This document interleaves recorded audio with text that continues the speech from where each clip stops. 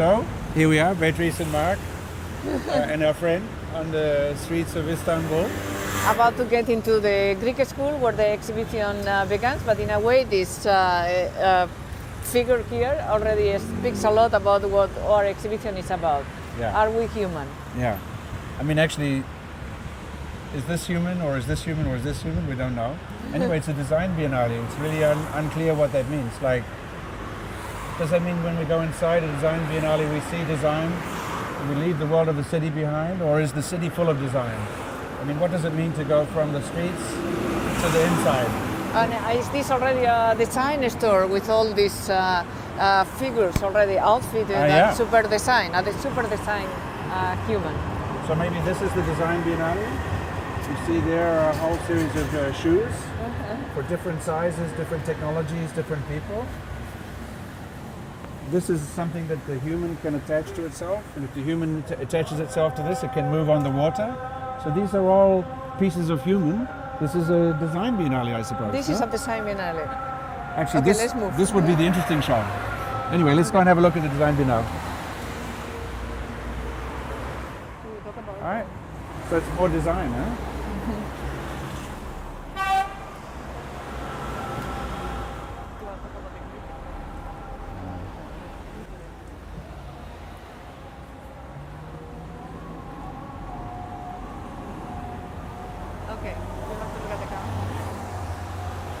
Okay, so this is the Greek school, and everywhere this question, are we human, are we human, are we human?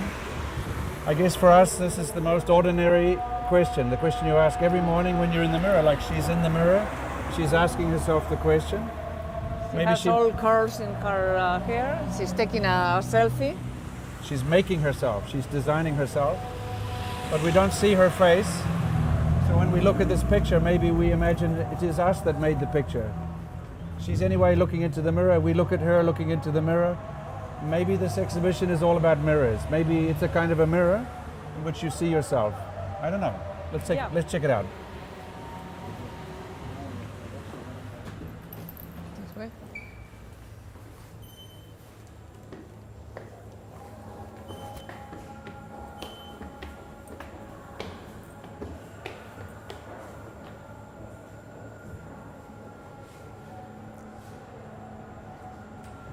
We are not in the streets anymore, we are inside the building, but maybe we're not quite yet inside the exhibition. And we have these screens.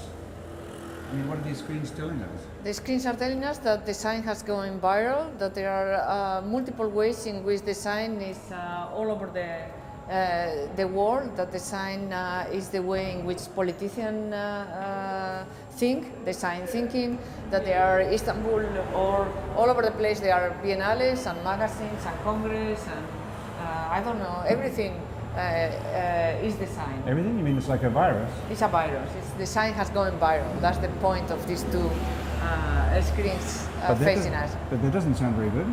No, it doesn't sound. Viral is an illness, so maybe we have to take hold of this virus and think about what it means for the world too. So you mean that design is like a virus, like a disease that's spreading everywhere? Exactly. And it might not be a good thing? No. So good design might not be good? No. It may be an infection, it may be a virus, it may be something that we have to fight against, that we have to find an antidote. So this might be an anti-good design show? Yeah, I think it's an anti-good design show. Let's check it out.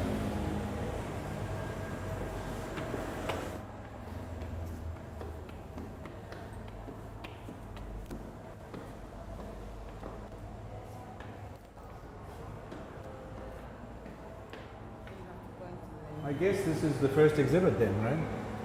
But are we inside the exhibition or are we still outside the exhibition? I think we are in the exhibition inside? already. But how do we know we're inside? Like, because this is the first Because it's the first exhibit, and the first exhibit is a mirror that shows you a kind of dancing, right? It's a William Forsythe mirror. So you mean the first thing that you see in the exhibition is yourself? Yes, but yourself with a delay and yourself undergoing some sort of transformation. So I can redesign myself? You can redesign yourself in this mirror. It's part of what makes the entrance of the exhibition already part of the exhibition. So I designed myself this morning before I went to the streets. Now I redesigned myself in front of this mirror.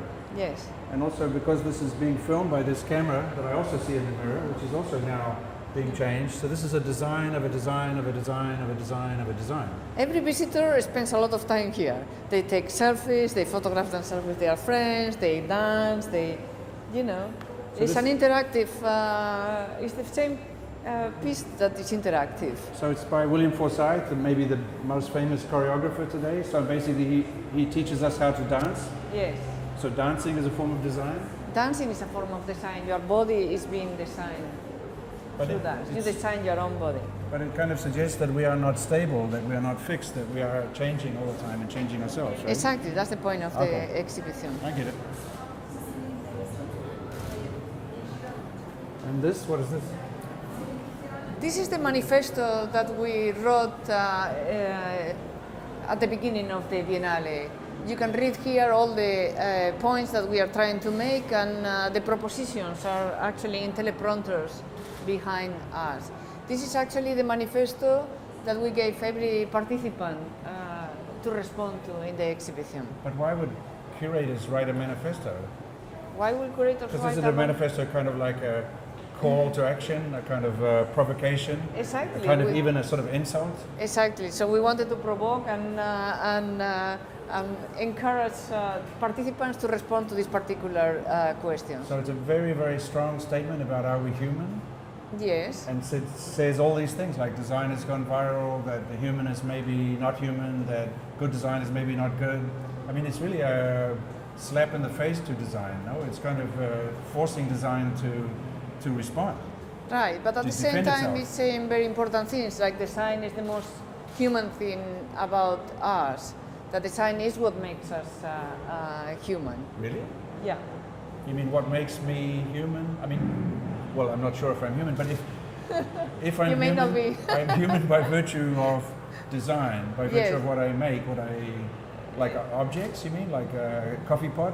No, starting with yourself, as we were talking before with the mirror. You construct yourself before you leave the house. You build yourself very precisely in multiple ways, with your makeup, if you use makeup, with your haircut, with your glasses, with your clothes, and continue to do this in multiple ways. Right, but if you take that attitude, almost everything that I experience is design. Like when I wake up in the morning, even before I get to the mirror, Yes. I've gone through the work of maybe 1,000 designers. Yes, but that's the reality. You are immersed in design. That's completely, totally like a spider inside the web that has been constructed around from its own body. But does that mean I'm trapped in Yeah, design? you are trapped. Like there's no outside to design? No, there is no outside to design. So when you say the human is human only in as much as it designs, and the human is completely surrounded by design, like design sounds like some kind of nightmare. Like I could never, I'm nothing but design. Yes. And actually I've designed myself. Yes, you design yourself and there is nothing but design. But what does it mean then, the word design? The word design needs to be, in that sense, rethought. It's not a given. So what you're saying is that in a moment in which you could design not only your body and your coffee pot, but also the weather and your genome, that design kind of has to rethink itself. We need some kind of new concept of design. Right, and this is a provocation of this manifesto. Okay. That us designers, but also artists and philosophers and choreographers and archaeologists and scientists to think about what design is in our time. So basically the curators are acting as kind of bad people, like provoking, teasing an allergic reaction from design. I don't know that that's bad people. No? You know? No, not necessarily. You mean like sometimes to deal with the virus you have to kind of take a vaccine? You have to take a vaccine. And then you react, you defend You yourself. react to the vaccine and then something else happens. Okay, should we check it? Yeah. So these are like, but these are like normally media things, like for politicians, and like normally you don't see the teleprompter. Yes. The whole point of the teleprompter is that you only see the politician. So why would we invite the visitor to read them in a teleprompter. So that puts them in the position of power. Yes. Because they see the world through the invisible screen. They have the secret text. Yes, yes. Right? So, for example, here you have to choose the one that is appropriate for your size. You see, the sign radically expands human capability. You, as the visitor, are in a position of power. Normally, people in power read from teleprompters. Yeah, yeah. So the first two messages, like from the William Forsythe thing, says you are the main exhibit and you can control your image. The second one says you're even in control of the ideas. Yes. So at the very beginning, it looks like we are kind of empowering the visitor. Yes, I hope so. So on the one hand, it's a disaster, a virus of design. On the other hand, actually the so-called human has a very, very interesting dancing role. Yes, because the first thing that the visitor needs to realize is that the most designed thing in the exhibition is herself or himself. Yeah, yeah, yeah. Amazing.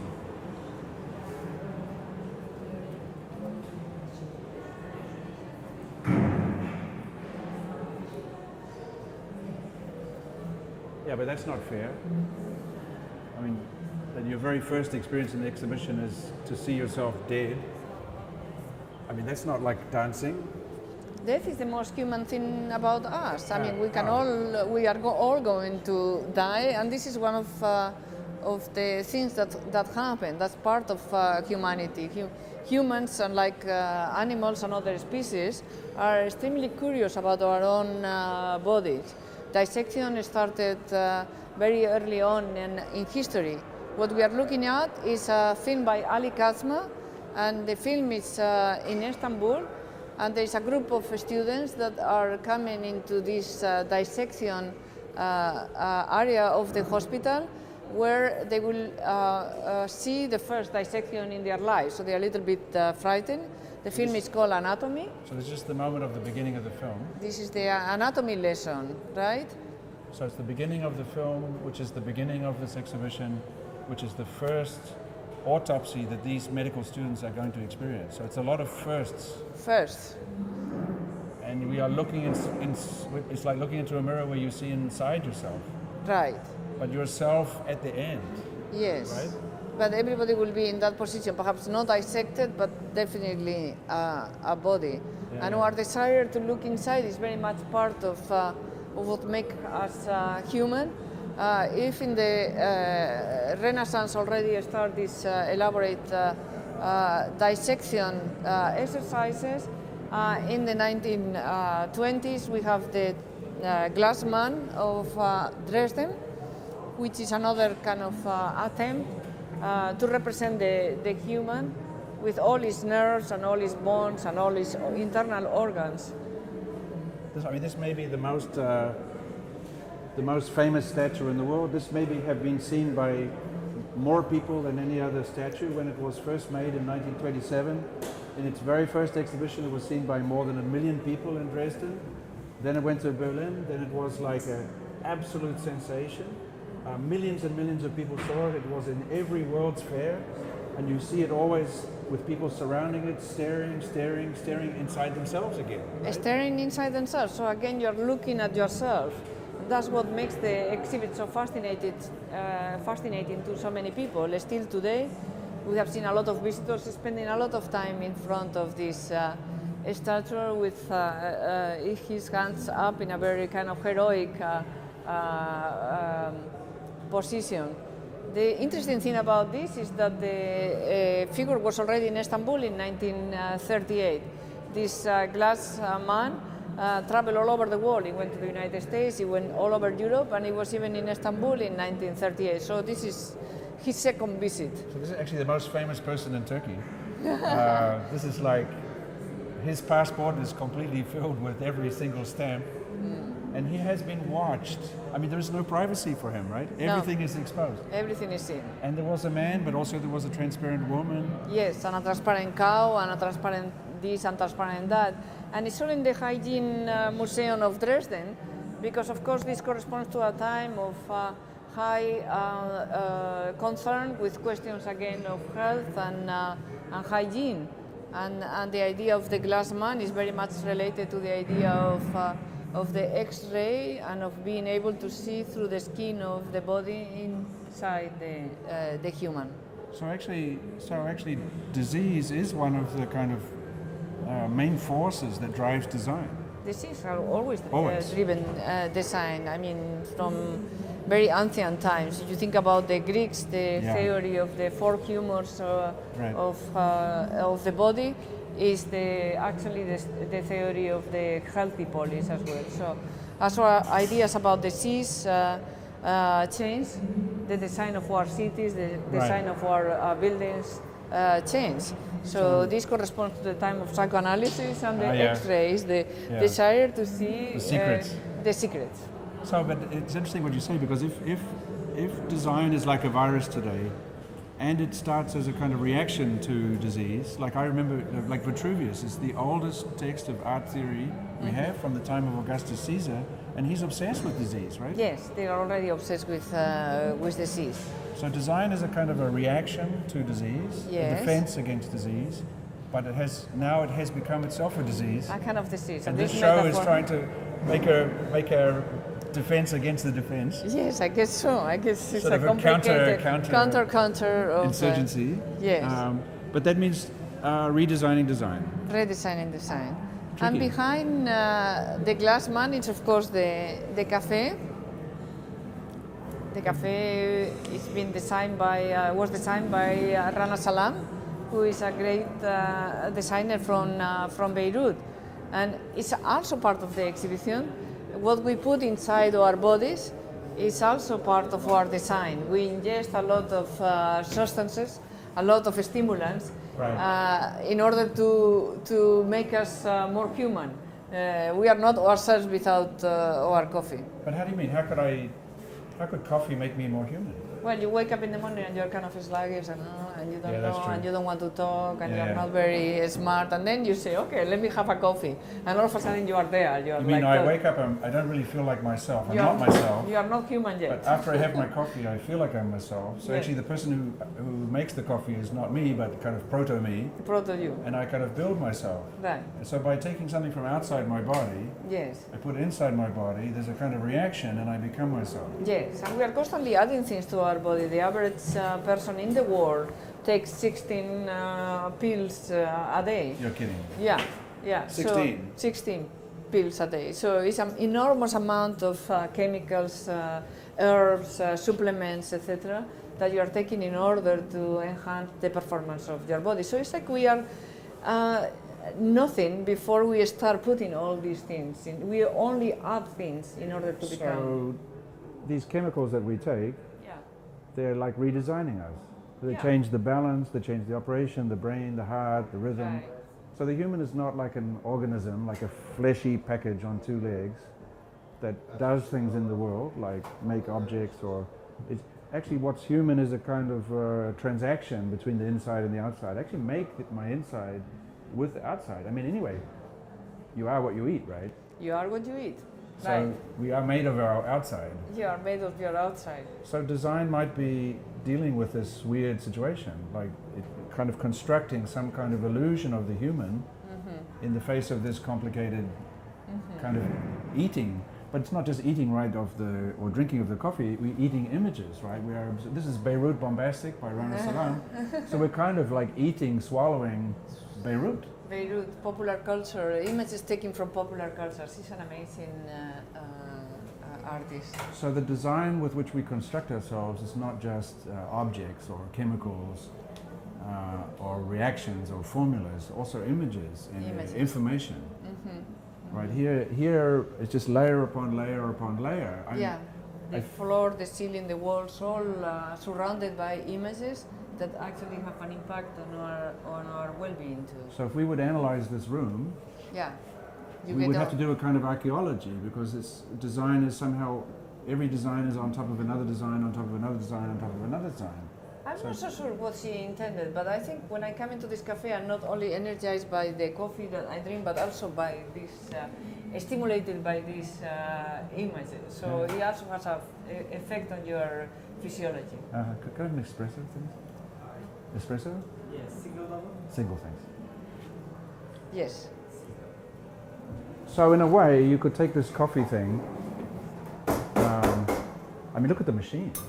It's basically all design.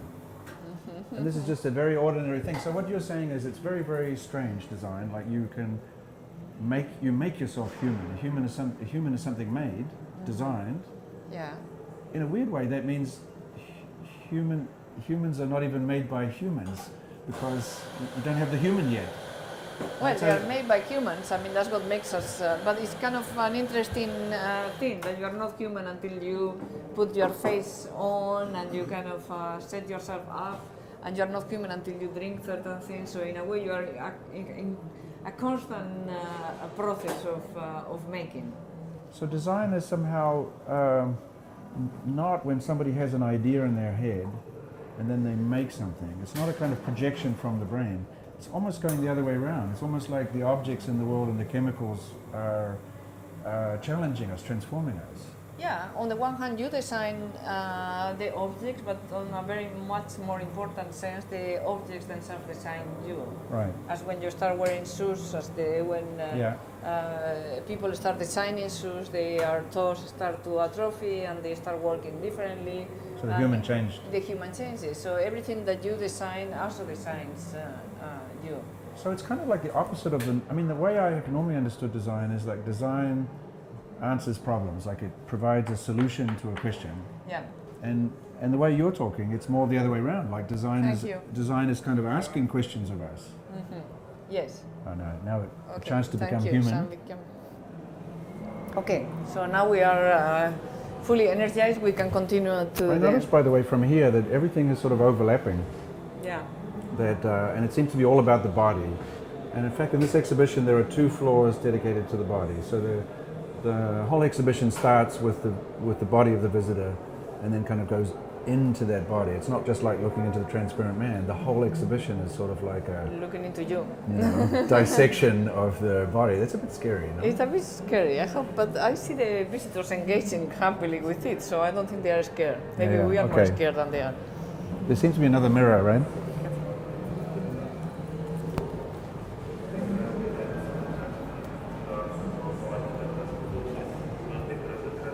So the whole exhibition is a kind of mirror in which you see yourself, or which humanity can see itself, and ask a question about, are we human, which turns out to be a question about design. This is another mirror, right? Yes, and another mirror, the unstable body. Actually, this is one of the curatorial projects that we did with our students at Columbia and at Princeton. And the point of all of this is?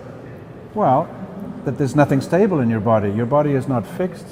You can change it chemically, physically. You can put different technologies inside yourself. I have some artificial teeth, so I'm a cyborg already, or I see the world through my glasses, or the chemicals I take, or the replacement hip, or the heart valve, or I could even change a little bit my genetics now, or I could replace my organs. It's almost like the human body has become a kind of construction site. Yes, and what is interesting also is that you see bodies from different moments in history and from different cultures. Yeah. So it's not just like a heroic male body, athletic in white. It's also small, fat, wide, old, crippled, black. Babies, old people, all kinds of bodies, and the representation of the body in Asian cultures, in Middle Eastern cultures, in different times in history. So if it's true that the human is served by design, that design is all about the human, this human that design is serving is radically unstable. Yes. Right? It's not like there's a body that's kind of fixed and then you add design to it. It's the body itself that gets designed. Yes, and what is most interesting is that most of these images come from medicine. So we are again with the idea that our understanding of the body and of design is also a reflection on evolving ideas of health and evolving ideas of medicine and how we can add to ourselves. I noticed that a lot of the medical images are actually from the so-called East. Yes. So actually the sort of deepest knowledge about the body and about the strangeness of the body is coming from the Middle East, from India. Yeah. That's interesting, right? So it's also super non-Western Yes. thing, right? Yes, and at the same time, there is also the latest research on the microbiome, on the fact that we are actually made of microbes, that our body is not our body, but is host to millions of microbes that have been on the planet Earth way before we were here. And in fact, That's a bit scary again. This is scary. We are totally made of microbes. So like only 10% of our bodies is human. The rest are microbes, many of which are like 1 million years old. I think it's 1%. Well, 1% genetically. Genetically, 1%. 1% of my genetic structure is human. Yes. And even that 1% is only 0.05% different, for example, from a chimpanzee. Right. And So I'm not feeling very human after I learned that fact. No, and you can also feel very much like a Neanderthal because 99.8% of our genome is identical to the Neanderthal. So there's very, very little that we have evolved. But surely I'm very different from a cat, for example. 10%. Only 10%? 10% of your So, genome is different from a cat.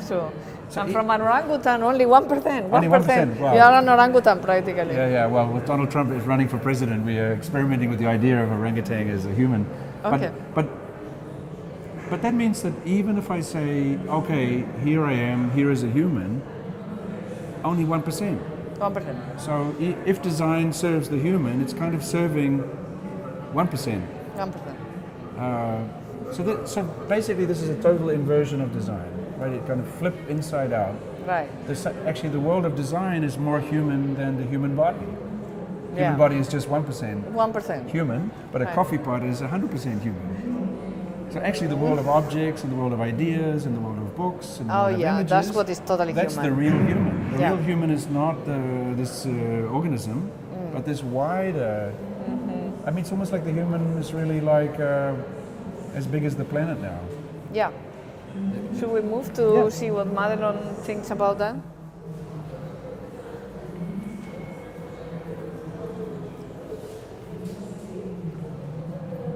So this is Madelon Riesendorf, who's a total genius.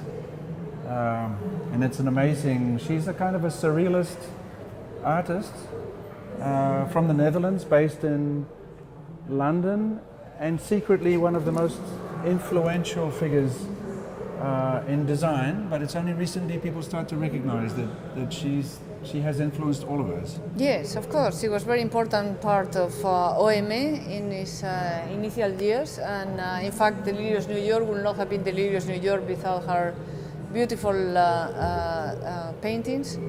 And here, I think it's all about the hand, because the hand is so important in every culture. Also, there is hand signs here. The alphabet. So her argument is that in today's digital world, we are losing touch with our hands, and actually our hands are what make us human. The unique ability to talk, to think, that you can read your future in your hand. So this is a kind of like a celebration of the hand in an age in which we are forgetting our hands, right? Exactly. So multiple hands. In the digital age, ironically, the digits are not. And they are important in that way. It could be my fantasy, but you see the skeleton of the hand floats over what looks to me like a desert. So for me, I feel like this is the Middle East again. And maybe she's making a comment on the fact that it was in the so-called Middle East that the human really becomes human. That most of these things that we associate with the human, like domestication of animals, domestication of agriculture, villages, cities, language, all these things are born here. Like the Middle East is the great laboratory. So I sort of feel like this is also a kind of very specific comment on the fact that the human is an invention, not a kind of biological truth, but an invention, and it's a very recent invention right here in this part of the world. Yes, but at the same time, I think it's very significant that she's doing this thing of a language for the language with hands. Language with hands, because of course huge amounts of the population are kind of treated as subhuman, and that may include actually people that cannot speak. So to return to the idea that we could learn this hand language is a very important thing to point out in this exhibit, because part of what the exhibition is trying to point out is that huge amounts of the population are treated in the world as not really fully human. So actually, and that would be a kind of design decision. Yeah. Like you design which person is considered human and which person is not. So actually design is a source of a kind of massive inequality. Yeah, I exactly. mean, design is responsible for violence. Yes, and I think it's very sensitive of her. I mean, it's very typical of her to kind of think about all these ways in which we exclude. So it's a kind of a philosophical work. And this one? This is by a young Chinese artist from Shanghai, Lu Yang. It's amazing, no? Yeah, it's extraordinary. This is one of the videos that in the exhibition that has been most captivating to the visitors. People are glued to this image. And what is this an image of? An image of somebody imagining their own future, Right. redesigning their body, their brain, and even their death. Right, right.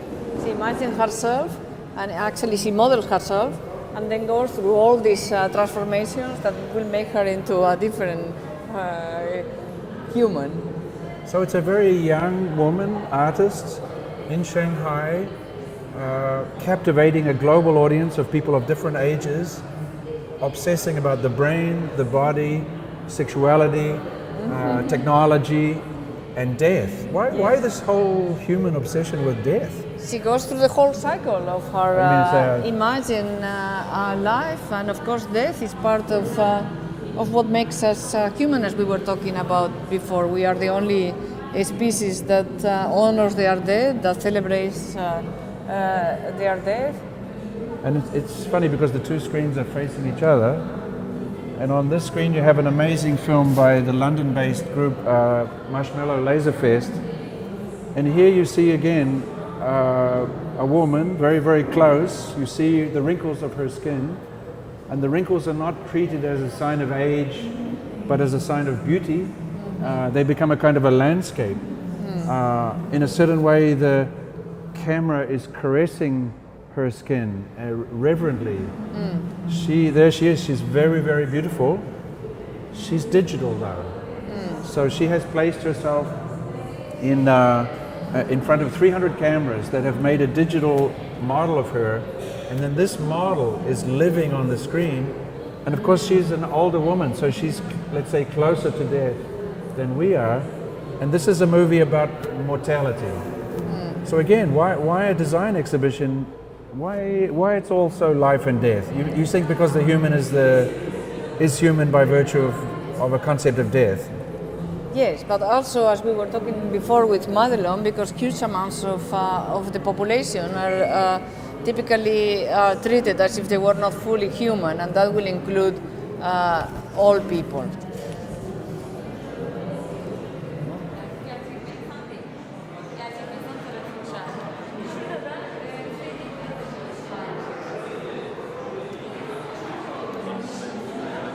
So you mean there's this constant life and death obsession that is thoroughly human?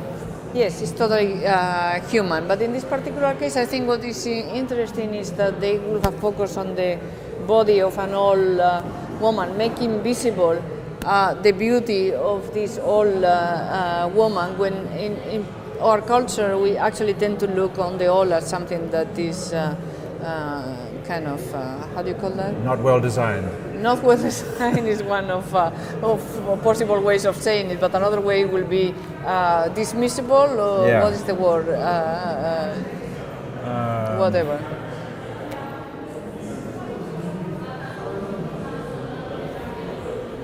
So, flying above us is an amazing project from the late 1960s by the French-trained architect Francois Delagre, and he was asked what will art be in the future, and he said the artist will be like a radio broadcast machine, and art will be kind of electromagnetic. You will radiate it from your body, and the art collector will be somebody that receives the radio. Of course, in the late 60s, that was a kind of science fiction fantasy, but of course today that's the reality. This now is a pretty good image of the human being. We all have a cell phone in our pocket, we are all radiating, we're all broadcasting. This is what was once science fiction is now science fact. And then below it's William Forsythe, the same choreographer of the thing at the beginning, and he's teaching you how you can dance and how you can make architecture by the movements of your body. He just made something and he went underneath it.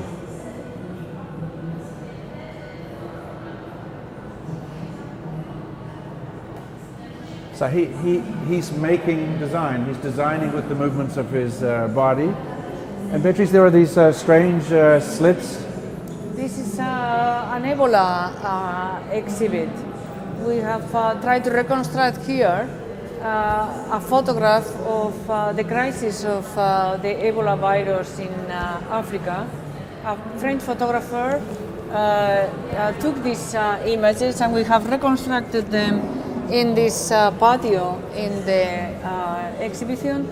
And you are able only to see them through this slit because we wanted to recreate this distance that is established from the fence itself, that the photographer had to put her body behind in order to take the image. So at the time, the Ebola virus was not being taken very seriously by the world, because I suppose they thought that this was a virus, that it was a problem for these poor Africans. After this image, there was a new consciousness of what it was happening in Africa. Perhaps the fear that this virus could actually wipe a significant proportion of the population of the world led to new forms of action and dropping huge amounts of resources into Africa to deal with this crisis. So finally people were taking care of black Africans, but really only taking care of them to save themselves, not to save the Africans. So in fact taking care of themselves. So in a way you can argue that these protective suits are protecting Africans but are also protecting us. So we are all wearing the suits in a way. So these are the kind of heroes and heroines of that moment. They are invisible. We don't know their identity because their skin is completely covered, their mouths are completely covered, they cannot touch the virus. But the fear around the world is that this virus will escape. So in this installation, we try to put the visitor back into that position, back into that moment of sensing that the danger is just here. Yeah. Again, design is in the suit, is in the decision that the African is human or not human, is in the decision to act or not to act. Design is, again, not a set of objects, but a series of layers and a series of decisions and protocols. And really it's about life and death again. Yes, but also speaks again about our ideas of disease and how they evolve with time. In many ways the Ebola crisis was so scary because these suits are so scary. The fact that you cannot see the face, that they are these strangers that of course are heroic, that approach you but you don't see their eyes, makes the whole made the whole thing very scary. But also it's a return to other forms of illnesses, another form of crisis, much more related to the time of the plague and the time of the big infections of the past, rather than the age of the antibiotics. Sometimes when I'm looking at this, I feel like they are coming for me. Yes. So they are coming for you.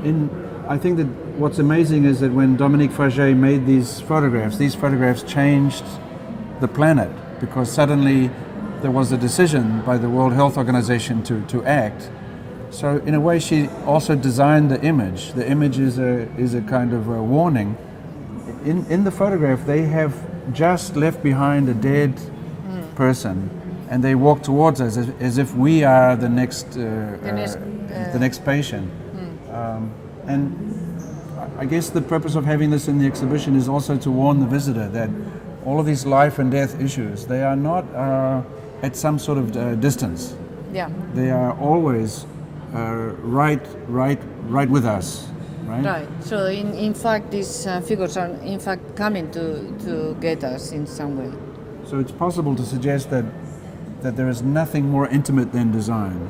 That if design is what makes us, and design is what we are suspended in, it is the most intimate, the most, design is all about the fragility of the human. Yeah, so it can be something quite tender to take care of, or to make a shape of, or to give an identity to this very fragile thing, the human. Yeah, from the beginning of humanity, that's what design has been the protection of this very fragile being that is the human. So like a baby, in a way, like a tenderness. So our relationship to design maybe should be like our relationship to a very young baby, something like this. Could be. It's amazing because when you look there, you see a circle of humans. You cannot see their faces, so they could be wearing Ebola suits. It's a set of brains, right? All the brains, so you have basically 20 brains floating on top of these bodies, which are floating on top of these shoes, floating on top of this building. And what are they looking at? They're looking at the brain. This big image in the background, which looks like an artwork by Andy Warhol, is the most precise scientific image of the brain that has been produced. Who made this image? Sebastian Song, teaches at the same university of you.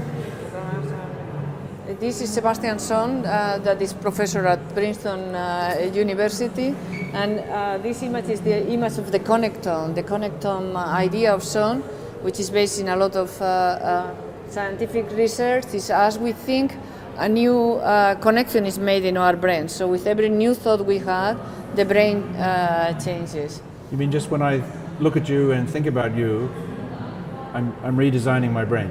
Or when you are thinking about the sentence that you just made, you are making another connection. Even when I think about thinking? When you think about thinking, it's already making another connection.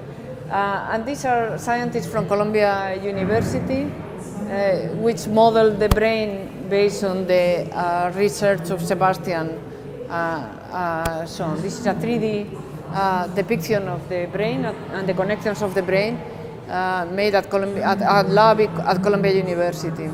So why so much attention to the brain in an exhibition about design? Of course, first you would say, yeah, because design happens in the brain. But we were already saying to you that actually design kind of happens more like in the world than in the brain. But you know, there are more connections inside your head than there are in the known galaxy. So actually the inside of your head is bigger than the universe.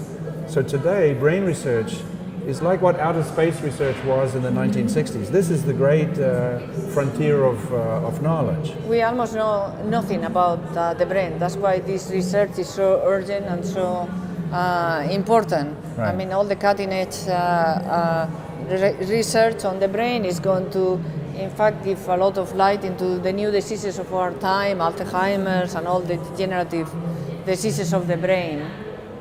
So here Laura Kurgan and her team have modeled for the first time in 3 dimensions the individual neurons in the brain. And basically, experts all over the world are trying to understand how this works. And there is the thought that if we could understand how this works, we would understand a little bit better how everything works. Because of course the brain is not just sitting inside your head, the brain is also going through all the nerves in your body. But maybe your brain is also continuing out through your cell phone into the computers. Maybe the brain is, maybe design is always the design of the brain. Yeah. In a way, right? It's even more scary in a way.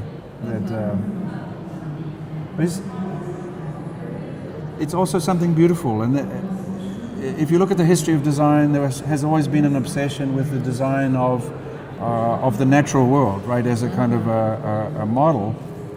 Of course, the brain is natural. We are born with a brain somehow, but it is also constructed by us. Yeah. Children, for example, human children, they are children for longer than any other species, right? Mm-hmm. We are educated to be human. We are not naturally human. Yes, but also for a long time it was thought that the brain at some point stopped evolving. Right. But this has been demonstrated to be not the case. I mean, that's why people recover actually from traumatic events in in the brain. So in many ways, the brain, as this research have demonstrated, continues to evolve, continues to be designed by ourselves. There are a lot of there are interactive games here that have become very popular with the visitors. But we also know there are a lot of games that are designed precisely to maintain cognition in adult people. So this exhibition presents the kind of a difficult idea, which is, these look like trees, but actually these are human artifacts. These have been made by us. And by the way, most trees that you see today have also been made by humans. It's very hard to find a plant that is not the result of human activity, of human genetics. Yeah, but it's more surprising that the brain is the result of human activity. Yeah. We are constantly tweaking our brain, that we are redesigning our brain. Yeah, that's amazing. Speaking of babies, that's a tatine. This is a baby surviving in outer space with all this technology from Francois Delegray.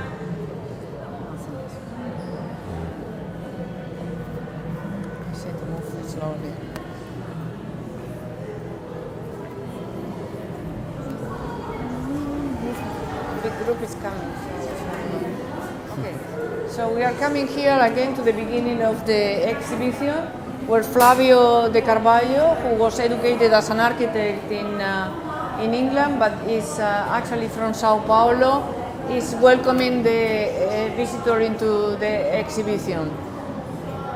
He is dressed with a skirt and a kind of woman's dress, and is even wearing fishnet ties. Despite the fact that he had studied architecture in a traditional school, when he goes back to Sao Paulo, he starts experimenting with more performative aspects of design, including dressing basically as a woman and parading through the streets of Sao Paulo, as you can see in the photograph that we are going to move up.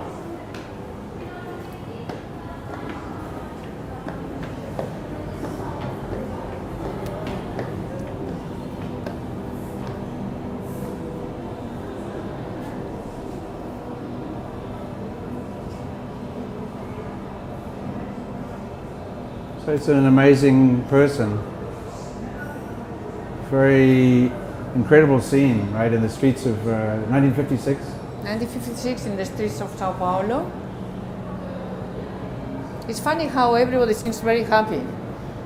Yeah. And how he actually looks pretty straight all the way up to this. The dress is designed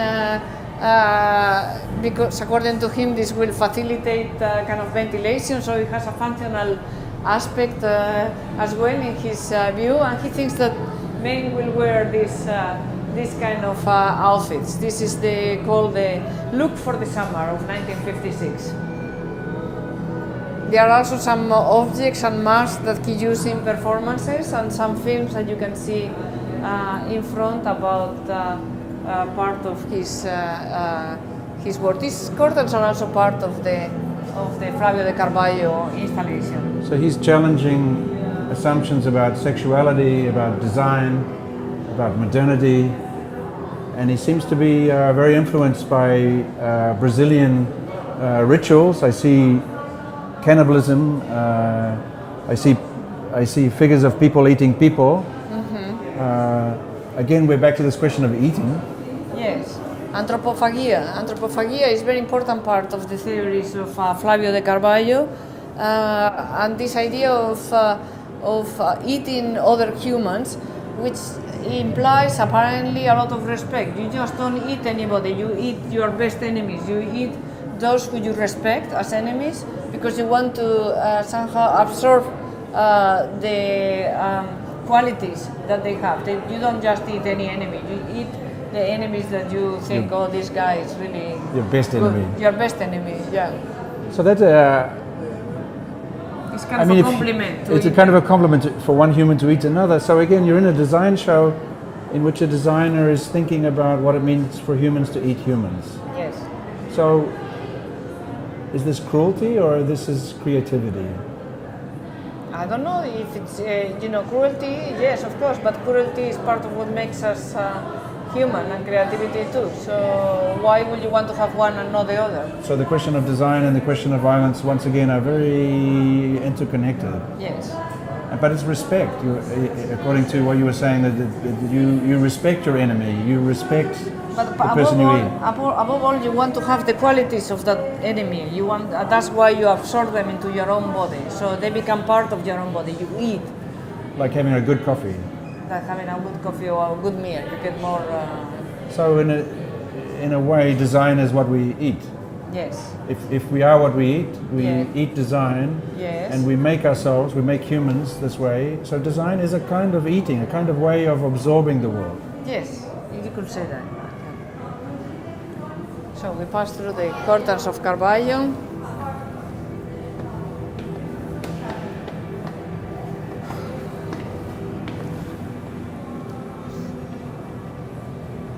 want to go into this? Yeah.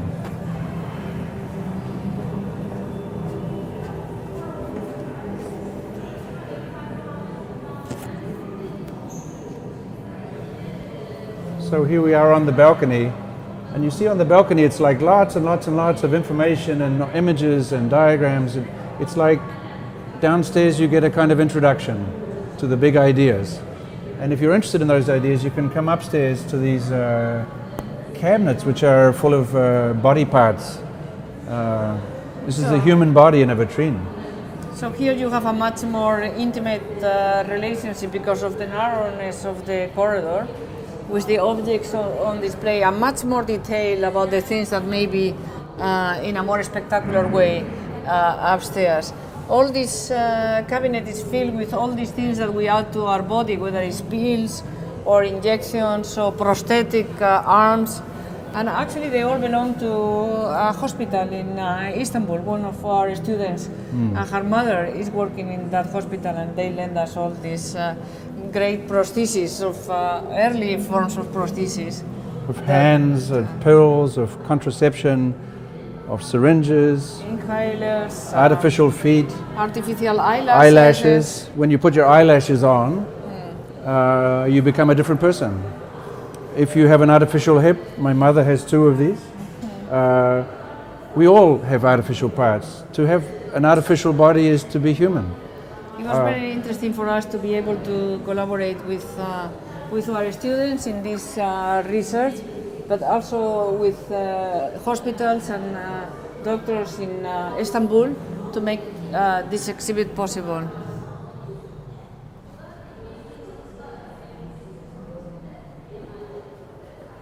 And so there's a lot of research here. This is another team of PhD students from Princeton and master students from Columbia, looking at the books that were written in the 1930s in Germany, trying to specify all the normal relationships the human body will have to architecture, and even giving the measurements of the normal body. And they call this section, Are We Normal? Are we normal? Are we normal? Are 3 PhD students actually from Princeton that did this extraordinary research into the manuals of Neufert and other manuals that Dreyfus, etc., that explain what is normal, and they are a part of any architecture and design practice. So it's another kind of mirror, because you would see your body as a kind of mathematical norm. And in different cultures, the book is translated differently. So, for example, if you are in Asia, the figure is crouching or is doing taking different positions. So these 3 PhD students from Princeton have done truly groundbreaking work in doing a kind of comparison of different ways of normalizing the body in different parts of the world. And of course, what they conclude is there is no normal. The normal is a kind of a design fantasy, but this fantasy is real because the world is shaped according to these fantasies. And it's also very interesting how at a certain point in these manuals the idea of a handicapped person emerges. Definitely not at the beginning of the Neufers, but at a certain point in history, also figures that are pregnant or are overweight are part of the of the manuals. So this is kind of like treating the human being. You notice that these figures, they don't have eyes. They don't really have a mouth. Maybe they have ears, they are listening to us, but if you meet these people at a party, they will not be very interesting. They couldn't talk to you, they couldn't move, they're always just standing there like this. He's a little bit like me, he's eating too much. She's having a baby, but otherwise they are kind of sort of like science fiction creatures, sort of cyborgs. So we have built our whole environment based on these kind of silhouettes, these kind of creatures. In fact, there's almost nothing human about this.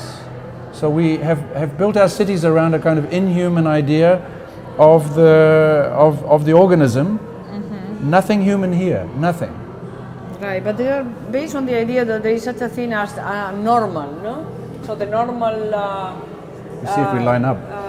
I think we are taller than this. I don't know what moment in history will that be. Because I'm actually You're taller than this woman, and that doesn't seem to be right unless we are talking about another moment. But am I the same height or a different height? Yeah, you are exactly the same height. So now we are four of us. I mean, these are dream people. Look at them, they're super boring. Mm-hmm. Also, they are just covered with numbers. We live in a world in which we are thought of as kind of mechanisms that can be scientifically programmed. So this is actually kind of a scary image of humanity. 50% percentile, so 50% of people, 50% of women are this side. At least when Dreyfus did the measure of man. Yeah, Henry Dreyfus. American. And it was the measure of man, and then after a while it was the measure of woman. Measure of man and woman. It seems like they always think the man is the normal. Yes. And the woman is the non-normal, right? I think we are still there. We're still in that phase. And this is, of course, the very detailed drawings of Delagray's Artist of the Future. It's also a man, right? So he's saying basically everything will change in Art of the Future except for the fact that the artist is a man. But this is a man with a new kind of head, new kind of technology. Pretty amazing.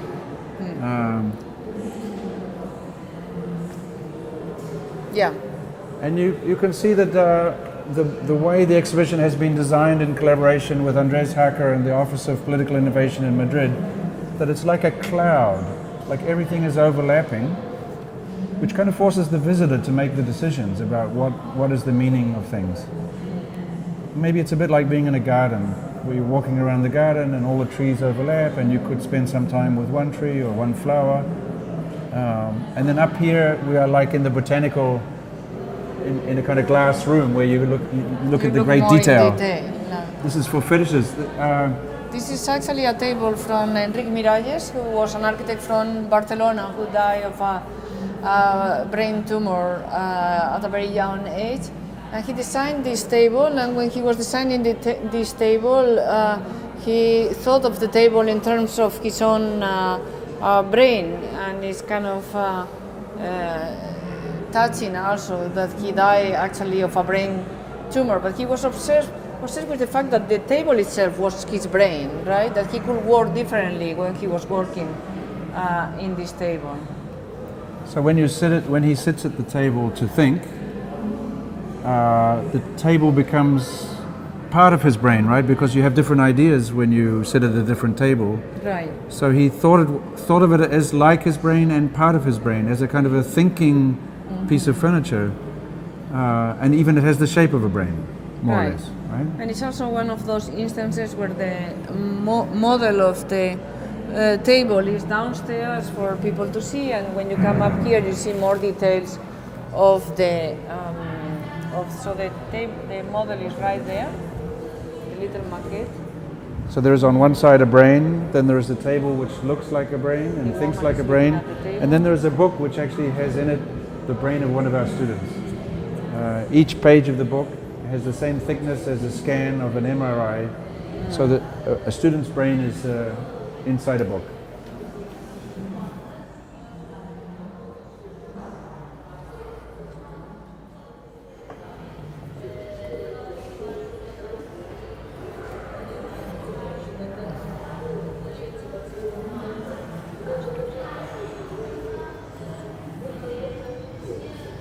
This is the work of Soviet era architect Galina Borasova, who actually designed the interiors for all the capsules of the space program in the Soviet Union.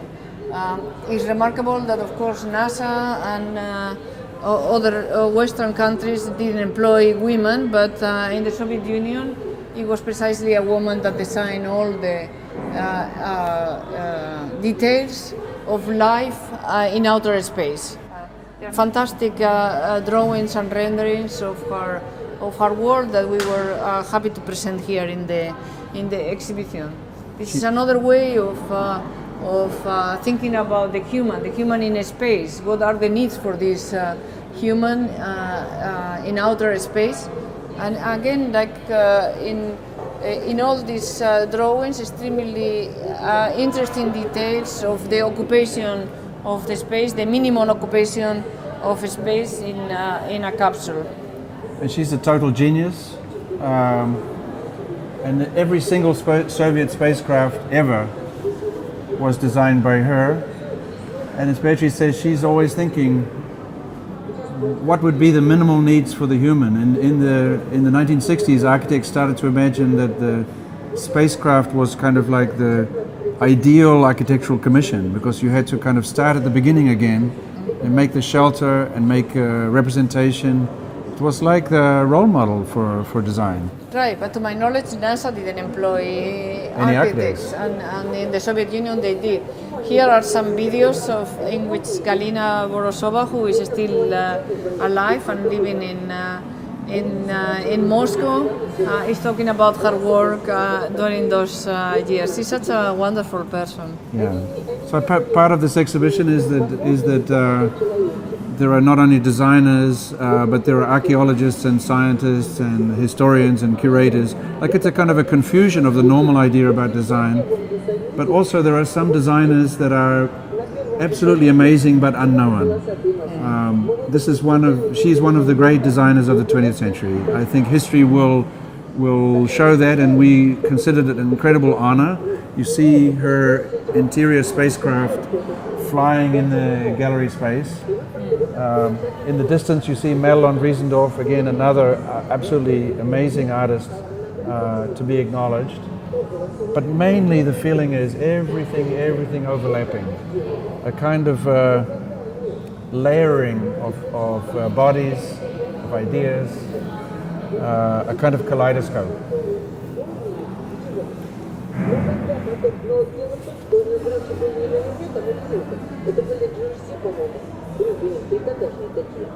И потом, они так крепко цепляли стулья, когда они сидели, что когда они вставали...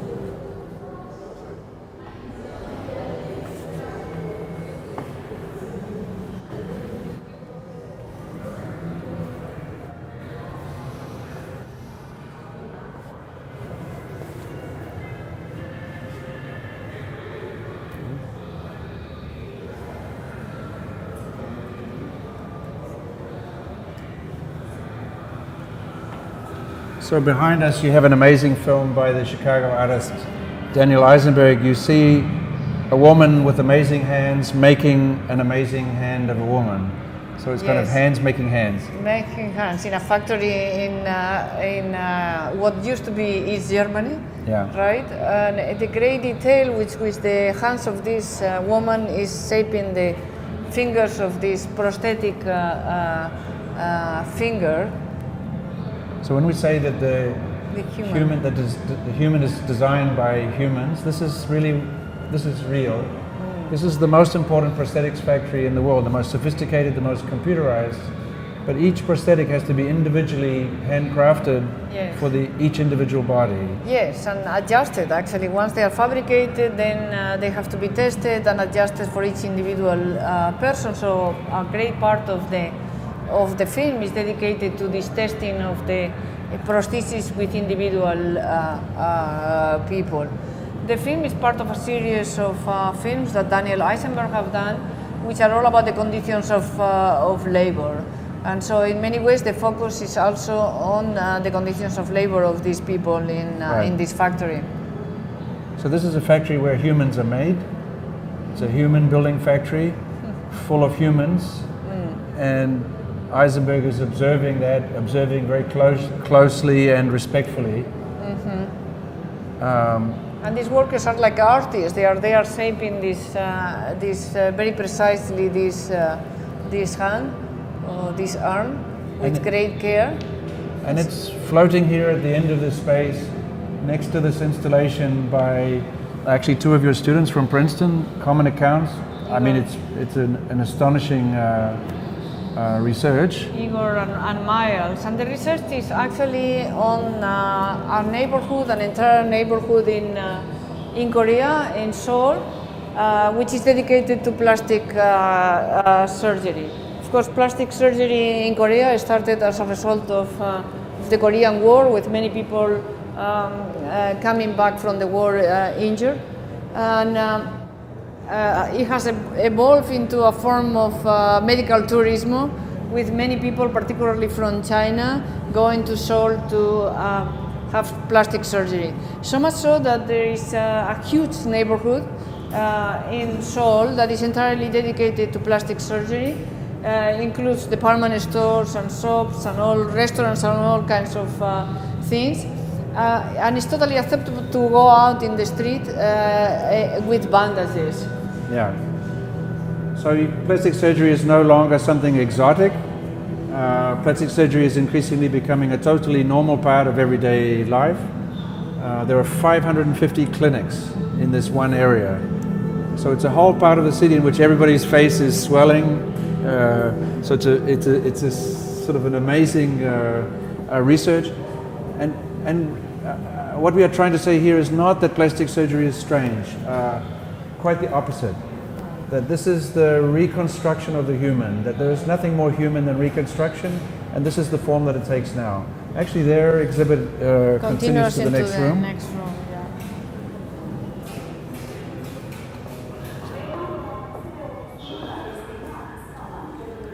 So it's all about the new you that you can make, the technologies, the chemicals, the relationships, the languages. By the way, most of the people doing this plastic surgery are trying to look normal, trying to look the same. But the same normal means, let's say, a Chinese woman with slightly Western eyes. So normal now is to be a very particular mix of East and West. Yes, and in fact the neighborhood is so comprehensive, includes an office, several actually, where you can have a new passport done, because you are unrecognizable after the surgery. In the frontier you need to have a new face. A new face. So it's a trick. How do you do a passport photograph for a new face that you don't have yet, but you're going to have? Well, you do it when you are done. You do it when you are out of your bandages, and you have a new passport when you're ready to go back to China. And this is the work of Lydia Kallipoliti, a Greek architect, and it's all about these experiments that took place in the 50s and 60s of body augmentation and the body in extreme conditions. And this is not science fiction, this is science fact. These are all huge research projects from universities, military, government, and so on, to re-engineer the human body. Mainly in the 20th century, but some are older.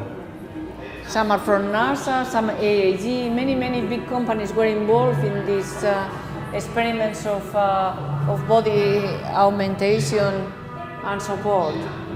So this is somebody who has a technology to survive underwater. This is the oldest one. This is an exoskeleton from Cornell in the early 1970s. So this person has more muscles, more strength. This is an astronaut, and all the various technologies needed to keep the astronaut alive. And she has provided this pillow so that you can choose one and lie on it in order to see the holograph of these different experiments.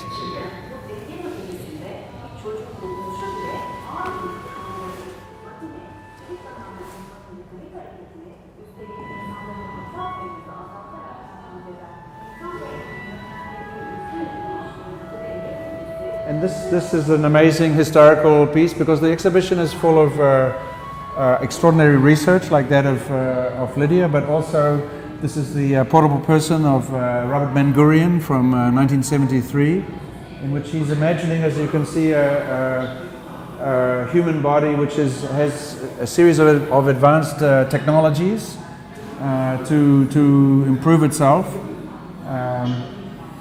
Of course, we think that this is now another mirror, because more or less these technologies Has now become realized. we all have. And it's kind of a warning, or at least just a kind of a message to the visitor that designers have been thinking about this question, about these chemicals, technologies and surgeries and so on for a long time. Yeah. This is an amazing film by Jürgen Lev called Perfect Human. And you see a couple. She has perfect eyes, perfect face. They live in a perfect bed. Everything about them is perfect. But the problem is, the more you look at the film, you realize things are not so perfect. And the perfect humans, the perfect couple, are living in a disaster. So it's not a good film to watch if you're in a couple. And of course, perfection here is like what you would see in the world of advertising. The perfect person who's eating the perfect food, has the perfect partner, is living in the perfect bedroom with the perfect everything. And you can see, not so happy actually.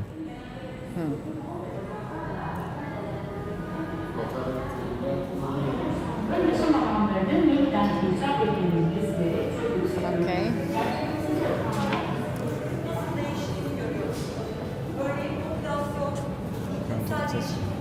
Exactly. Yeah.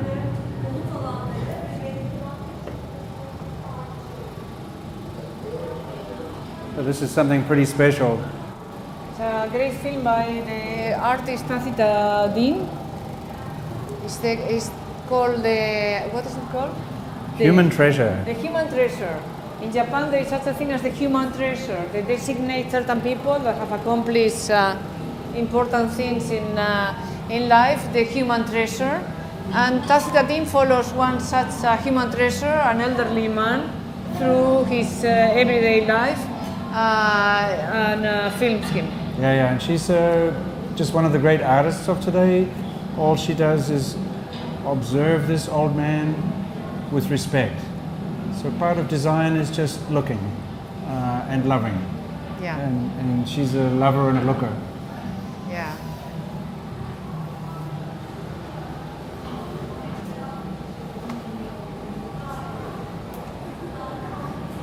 Want to say something about the detox? Sure.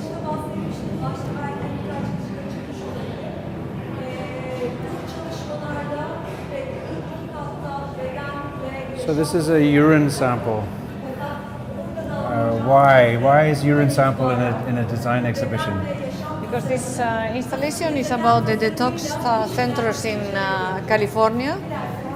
We inject a lot of substances to make us more human, to make us more alert, to make us more calm, and then there is, of course, the other phenomena, which is the need to detoxify. So this is an installation by Mark Wasuta on the detox centers in California. Yeah, incredible research. I mean, if we build our bodies with chemicals, we can also build our bodies by removing chemicals. Maybe eventually every design biennale, every visitor has their urine tested. Why not? This is a good moment, starting. So we're about to leave the body behind and go to the planet. And the way we will transition from body to planet is to look at an amazing film by a Canadian group called Globalia. Globalia. And it was done for the climate conference in Paris last year, and specifically adapted to this installation. So it's a kind of political propaganda which takes the form of a history of industrialization.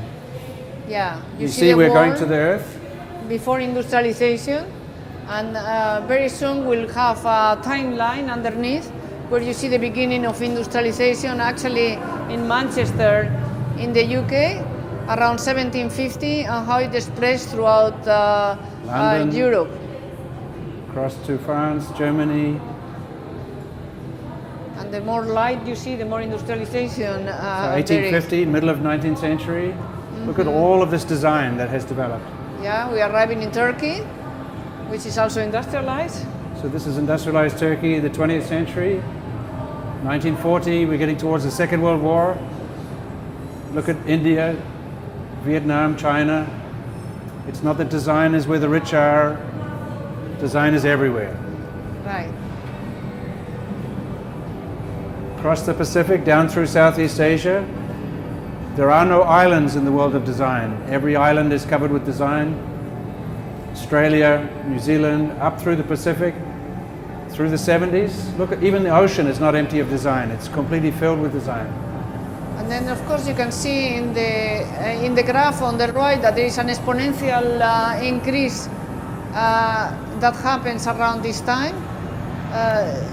Look at this, Latin America. Means that the entire globe is covered with this spider web of communications and industry. Look at Africa. It's not a place without design. It's totally covered with a geological layer of design. And look here what has happened, right? It has happened in the last few years, a radical and exponential growth. So this is actually the human body. This is the new body that we are living in. 2015, we are almost arrived at the present. Look at it. Every part of the air, the world, the oceans, everything. Now the earth has gone just the lines of communication, like a big string ball. One big design, one object. Right. And the future of the object? We don't know. We don't know. The film says radical climate change, destruction, Right. end of the human. This has been one of the greatest accomplishments of humankind. The greatest design has been to design the change of the climate. We are the only species that has been proudly designing its own extinction from the beginning of humanity.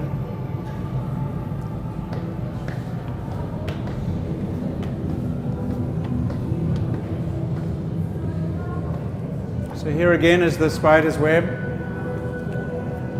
It looks like a drawing by hand. Actually, it's a drawing by machines. This is all the lines of communication, not simply the communication between humans, but the lines of communication that define the human.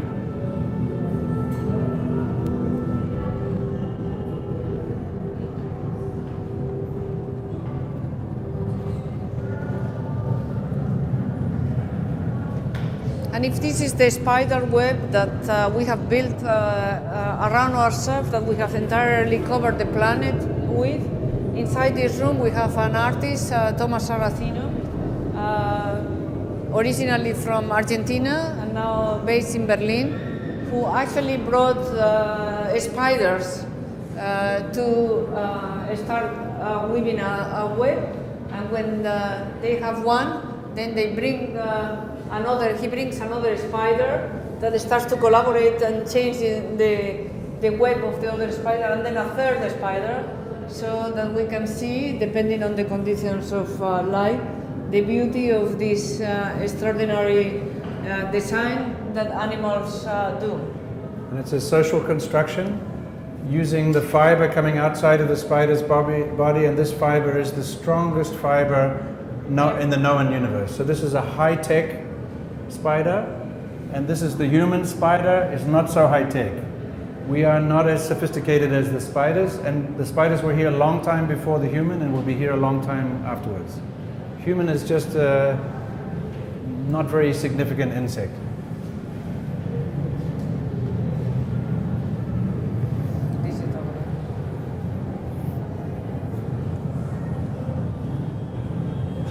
Now we are zooming in on the spider's web. We seem to be flying over a piece of industrial architecture. Seems huge, continuous, connected. unbelievable.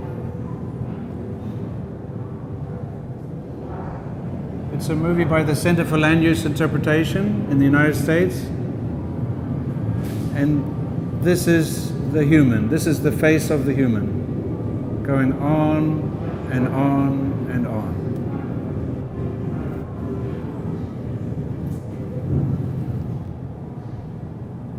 It's kind of hypnotic, like a disaster movie.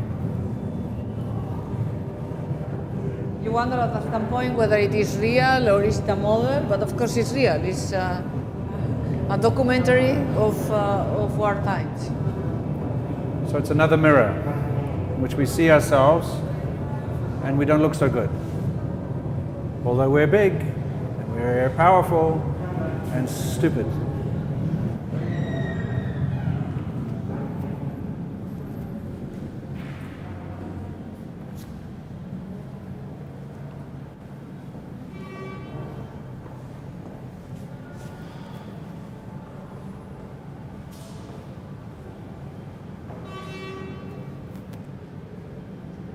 This is an amazing, crazy man. Back Mr. Fuller. He's a visionary thinker, and he's thinking, you know, it's stupid, the human. Because the human thinks there are not enough resources to go around. So we should kill each other to make sure that we are the only ones with the resources. And this is a kind of, he's imagining a kind of way in which we could make killing a waste of time. Right. So he doesn't think that there is a shortage of resources. The resources could be shared, and there will be not so many wars and not so many politicians if we came to this agreement. So in fact, it's a kind of utopia of the world in which we will all be sharing, all countries will be sharing all the resources, and since most of the wars, all the wars are related to the scarcity of resources, this will mean a different kind of, or a peaceful world. Sometimes at the end of, he would give lectures that go for 6 hours, and then a student will say to him, Mr. Fuller, do you believe in life in outer space? And his answer was amazing now. Like he said, young man, where do you think you are? So for him, we were already in outer space. And in fact, as human beings, we have been radioed into this planet from another planet, and one day we will return to this other planet. This installation is very beautiful because it's kind of a research project with all the documents installed, the publications and all.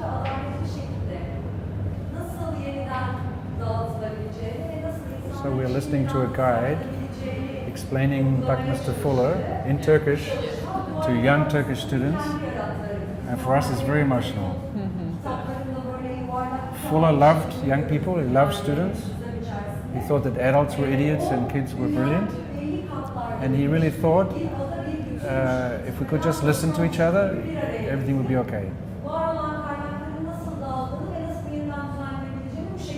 See, she speaks so great about this exhibition. And the exhibition, what is she talking about? Just documents. Nothing but documents. There's nothing beautiful here, no work of art. And Fuller thought if we could all look at the same documents at the same time, through the same interface, we could be less stupid. So he was a stupidity reduction machine. And this is a project, this is a wonderful installation by Mark Wasuto, a professor in New York, and his team. And this is a kind of optimistic exhibition because Fuller thought we humans were idiots, but it's possible to make for a better future. So believe it or not, this is the most optimistic room in our exhibition. So we go this way? And you see it's kind of like a wheel, a wheel of information.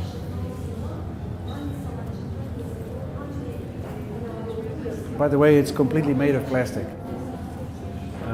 Plastic was the great dream material of the 20th century.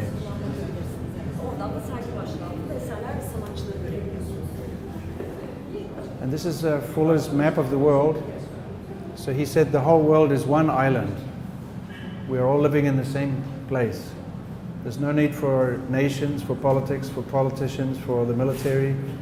There's plenty of resources to go around. If only we could see that we share the same world. Right. And all of this, of course, done in the 60s. So it's kind of very interesting that all this discussion about the world resources and is happening way before the great calamities and the disastrous wars of the last decades. Anyway, he was a crazy guy, but sometimes the crazy people are the ones that teach us the most. Fuller was the great teacher of the design community. He's a teacher for us.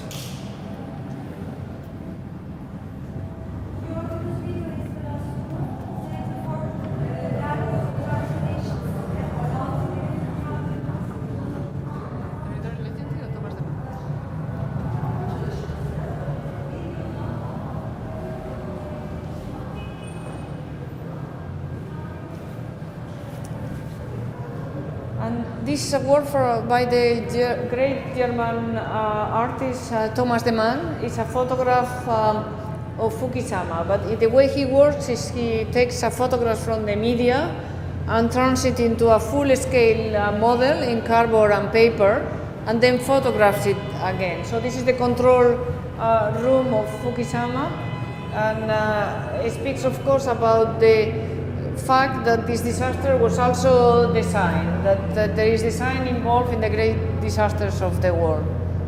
So you can look at this one image for hours. You see a room, control room, that was designed and produced a disaster, a nuclear meltdown, which was designed, and then the design has been damaged. In de Man's photographs, you never see a human, but everything you see is human. So he's really kind of a scientist of the human species. And this is a little detail. He zooms into every detail. He's part of a generation of artists that know more about architecture than architects, which is a bit embarrassing for us. He takes a photograph and turns it into a three-dimensional model. People are always perplexed looking at this picture, because at a certain point you realize that it's not a picture of an actual place because of the detail, and then you realize actually there is something strange in this image, and this is because, of course, it's a model made out of cardboard and paper. Full scale, those are the size of a room.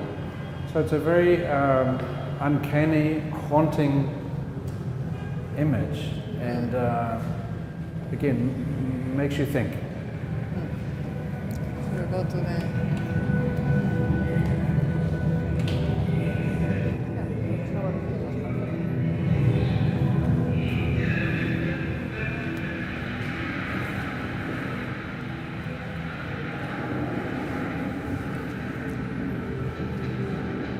When we first came to Istanbul to start doing research for the Biennale, we interviewed a lot of Turkish architects and designers, and they all say the same thing. No, nobody in Turkey is interested in design. But the more we talk to them about it, the more we realize that they are interested in design. One of the things that they are very interested is in the design of their cell phones. Yeah, this is a huge design issue in Turkey. Yeah, in Turkey people change their cell phone much more frequently than in the United States. And then talking with this particular group, which is a couple of young architects whose name is S.O., we came up with a new idea. They start talking to us about how actually people in Turkey invest a lot in the design of their own tombs. And on research in cemeteries around Istanbul, they took all these photographs and they did these beautiful models of the different tombs and funerary monuments around Istanbul, where you realize that some of them are super modern and super designed, others are more traditional, others, like this one, has a plane that crashed, so it's apparently a stewardess that died in a plane crash. So the idea of celebrating the dead, which is of course part of what makes us human, involves a lot of resources and a lot of design. Unbelievable project. Unbelievable project. And what you are hearing in the background is a film made out of clips of other films in which the scene occurs in a cemetery. so many movies, especially Turkish movies, the great emotion is expressed in the graveyard. Finally, you say to your brother what you could not say for 20 years. Somehow the dead are the witnesses. And these are the little holes that humans make to bury themselves. These are the deepest holes that the humans make into the planet. Because design is not just skyscrapers or going into the air, it's also drilling all the way down into the ground. Look at this. Amazing salt mines in Pakistan, like an underground city. Or there is over there the huge hole going down for testing a nuclear explosion. Or the deepest hole in the world in South Africa. This is the project of the same architects that did these spider webs that are outside.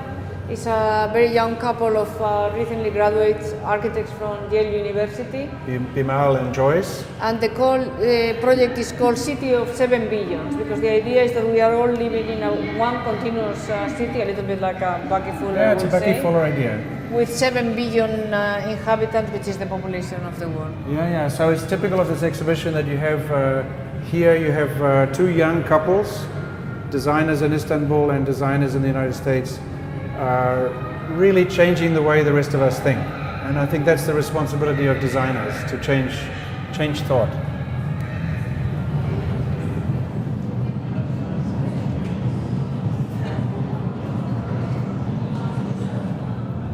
The strange sound is the sound of humans in Antarctica. And you might think there are no humans, it's cold, empty, no politics, no humans, no industry, no war, no design. Actually, there was a global treaty that said exactly that. Should be none of these things, but it's not true. You're listening to the weird sound of human occupation of Antarctica. This is the work of a young Chilean architect. Alfredo Tierman, with his partner in Chile.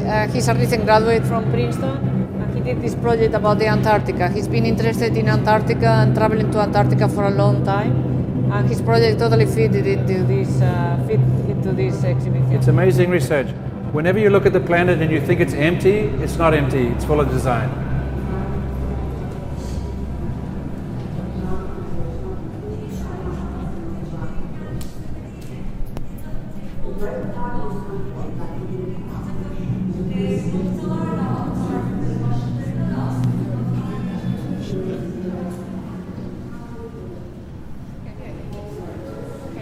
So this is the work of a group called Territorial Agency, formed by a man, John Palmesino from Italy, woman and Sophie.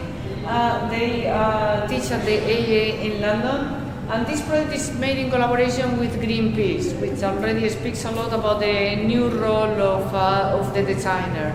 The designer is no longer someone doing new cups and lamps and nice couches. The designer has also become an activist, and many contemporary architects and designers are collaborating with NGOs, with humanitarian groups. In this sense, for example, this group and the one next door that we will see immediately. In this case, they are collaborating with Greenpeace to map the oil in the world, and their idea is that there should be a museum of oil, that the oil should not come out anymore from the earth, and that we should make a museum of oil. So as Beatriz says, there's a whole new idea of the designer as a kind of political activist, and part of the way they work is to produce new kinds of information, new kinds of data. This incredibly beautiful image of this region of the world. All the very, very thin lines are the lines of the oil extraction infrastructure. The closer you look, the more and more detail. It's an unbelievable research. And basically the idea is that the entire planet is covered with a spider's web of sucking the oil from the ground. You need to see that, and only when you see it could you think, okay, how could we do something about this? So this is a really groundbreaking work, a whole new kind of image, a whole new kind of map, a whole new mirror. Again, we're in the Middle East, looking at a map of the Middle East. We see ourselves.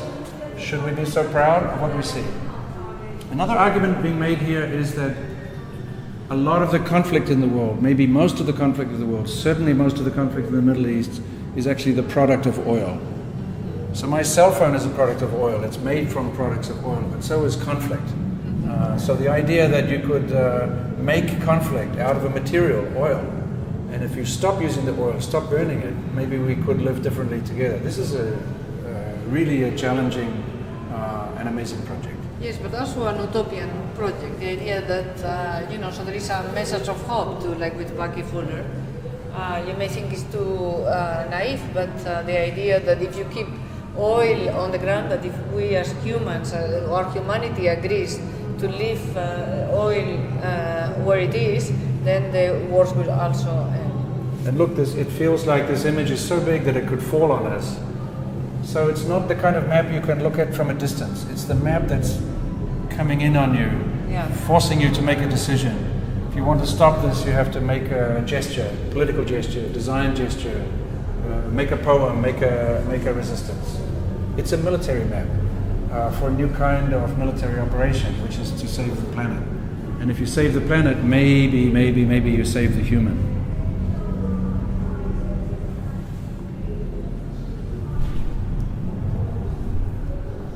The human is like a little idea. Only 200,000 years we had this idea, and maybe the idea is finished already. So you hear a voice. It's kind of a young man, kind person, and he's quietly explaining the details of a complete disaster. Yeah, this is the story of that famous boat that went into the Mediterranean that we all watch from different media, that the coast of Italy saw, that so many military boats and helicopters saw, because of course the Mediterranean is the most designed sea in the world. There are more sensors in the Mediterranean than any other sea, so we watch, the agencies watch, and they didn't act. And at the end of this story, the boat returns to Libya with most people dead. Only 6 people survived this tragedy. So it's an incredibly sad film because we watch a group of people going to their death, and it takes about 4 days. And during that time, the whole world and the military, 5 different militaries are watching. So somehow we have designed neglect. And this is another group of architects listening to the voices of the helicopter pilots, studying how it was that these people, these humans, were neglected. Neglected in the middle of an ocean, in which if you drop a water bottle, 5 different militaries detect it.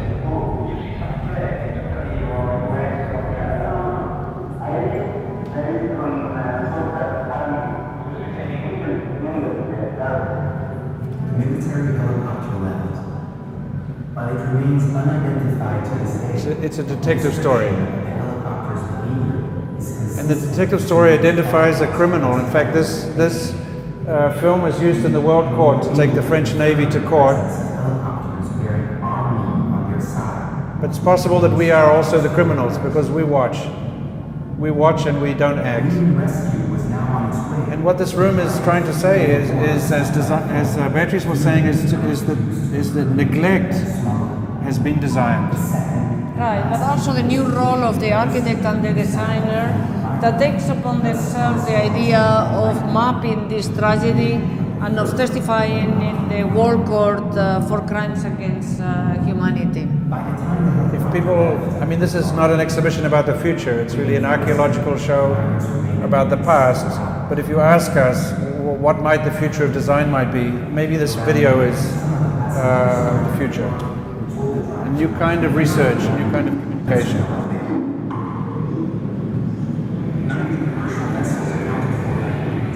So this is an amazing photograph by the Berlin artist Armin Linke. It's the Amazon. Yeah, and you would think also looking at it that you are looking at nature.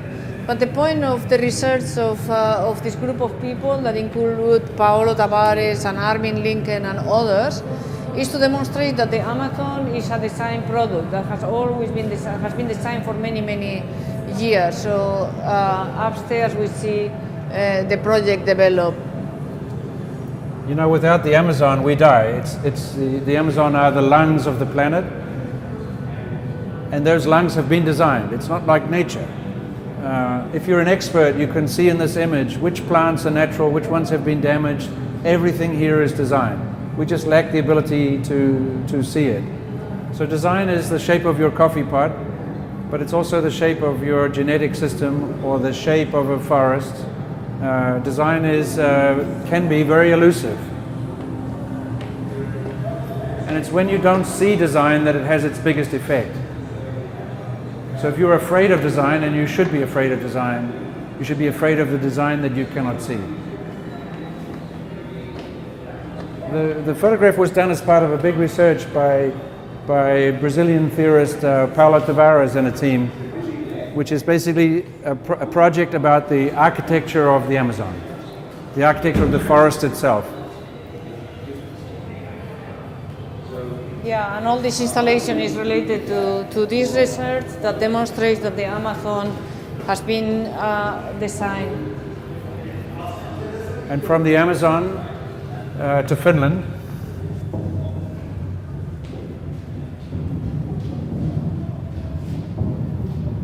an amazing film by Ali Kazma, Finland, empty, cold, isolated, no design.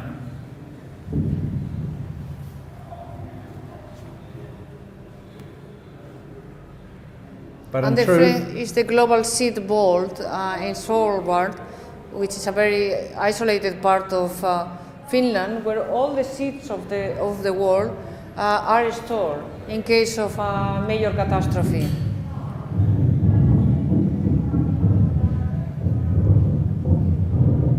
So again, that kind of isolation, emptiness, completely empty, and yet it's the very place that we store our design secrets. And what are those secrets? The secrets are seeds. The very first seeds are coming from Turkey 11,000 years ago. All the seeds of the world are kept in this bunker in case we have done a terrible thing and there is no life on Earth. There will still be these seeds. So this is designed for Armageddon. Yeah, but the interesting thing is that some retrievals of seeds have already happened. Actually, from Aleppo, with the disaster of Aleppo, the first withdrawal from seeds has taken place already. So this was designed thinking that perhaps many years from now we will cause such a disaster that there will be no seeds left, and this was our hope. But actually, the first withdrawal had already happened. And you hear that peeping sound. It's like the kind of beep you normally hear in a hospital of a life support system. Beep, beep, beep. But this is a life support system for the whole human species. Yeah. It's not clear actually who will be able to come and retrieve these seeds in case of a complete disaster. Of course, that's another question. But and this is what we mean when we say that the human was invented in the Middle East, because 11,000 years ago, the first seeds, the first wheat is cultivated. And this is genetic engineering.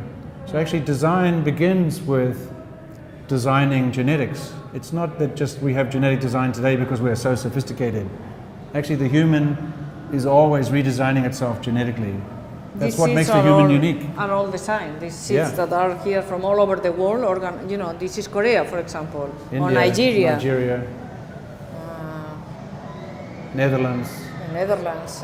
They are all classified like in a big archive of seeds. It's also kind of an archive of intelligence, because all the seeds are basically genetic code. It's a little package. That's what a seed is. A seed is a little package of information. So this is the most human information possible, with a little bit of design, Scandinavian design. Maybe it's the only piece of design in this whole exhibition, is that little piece of concrete. No, everything is designed. The seeds are designed.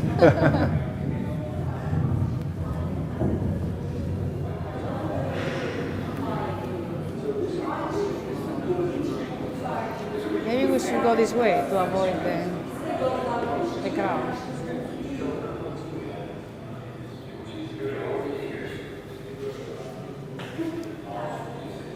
This is the work of a couple of architects from New York, Elizabeth Diller and Rick Scafidio, with I think with Charles Renfro, and it's all based on the idea of blushing. According to Darwin, blushing is very unique to humans. Animals don't blush.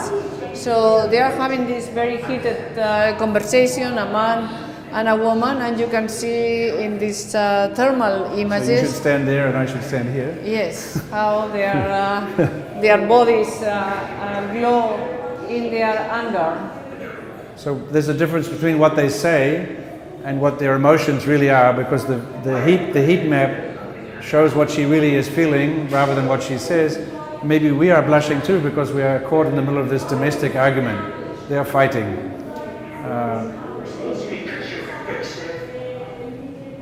So it's another kind of mirror, of course. So according to Darwin, we are the only animal that blushes, and maybe we are the only animal that's embarrassed. Yes. Maybe we're the only animal that has reason to be embarrassed. Yes. This is the idea.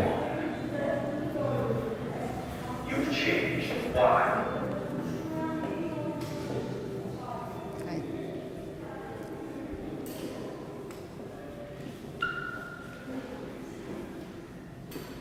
So you walk into this room, it's like entering a different universe.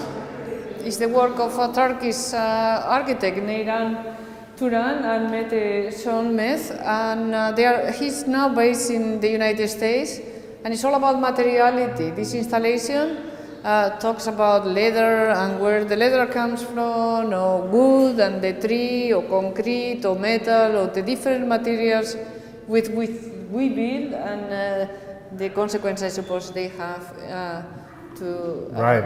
the resources. So, I mean, she's very brilliant and thoughtful. She became obsessed with a building in the south of the United States, in which the elevator was so big and it was lined with leather that they had to find the biggest cows in the world. So she was interested in almost the obscenity of the way that our buildings are constructed by materials from all over the planet. Yeah. So she imagines a kind of a future world based on materials. It's really very, very beautiful work, and you see she makes the floor white, everything is white, so we are in her world now. Very influenced by designers of the 1970s, conceptual architects in Italy like Superstudio and Archizoom. And John Hayduk, no? Yeah, This is very John Hayduk. it's kind of design with a capital D. There are grids, shapes, forms, clarity, drawings, models. Yeah, in fact, it's more like design than any other Yeah. exhibit in the Biennale. This room is like a kind of, also a bit like a graveyard Yes. of tombstones, but maybe it's a kind of a memorial to utopian design of the 1970s. I think we feel very lucky that she made this for Istanbul. It's very beautiful. It's a kind of world, a world beyond the world, a world that's completely crazy, and then she reminds us that the world that we are actually living in is even more crazy.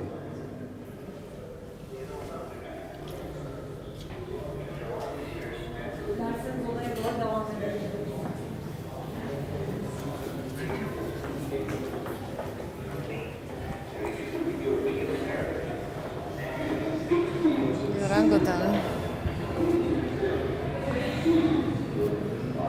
So rolling on by is a project by Ötzi Grau and Cristina Gaberna. They're absolutely amazing Spanish architects, and they're interested in the idea that you could design a geopolitical region. So this is all about the crazy Australians Indo-Pacific region. who have invented a new trade zone. So if you look more closely, you see the Aboriginals. You see this is Super Australia. And it's wandering through the exhibition. There's another panel here. It's wandering because the Indo-Pacific region doesn't exist. It's just an idea. It's a construction in the middle of nowhere. So this nowhere is nowhere in the exhibition. It's always on the move. It's the only part of the exhibition that is constantly moving between exhibits to make that point. And it's like a piece of political propaganda. It's harassing you, making you believe that there could be such a thing as the Indo-Pacific. By the way, we are in the so-called Middle East. That was just a fiction of the British. So fictions are real. You live inside them. They kill you.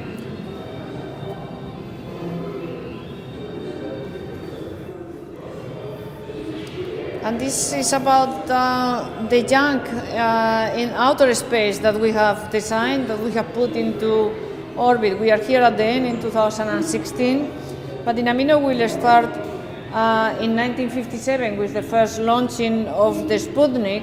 We start polluting not just our planet but also outer space.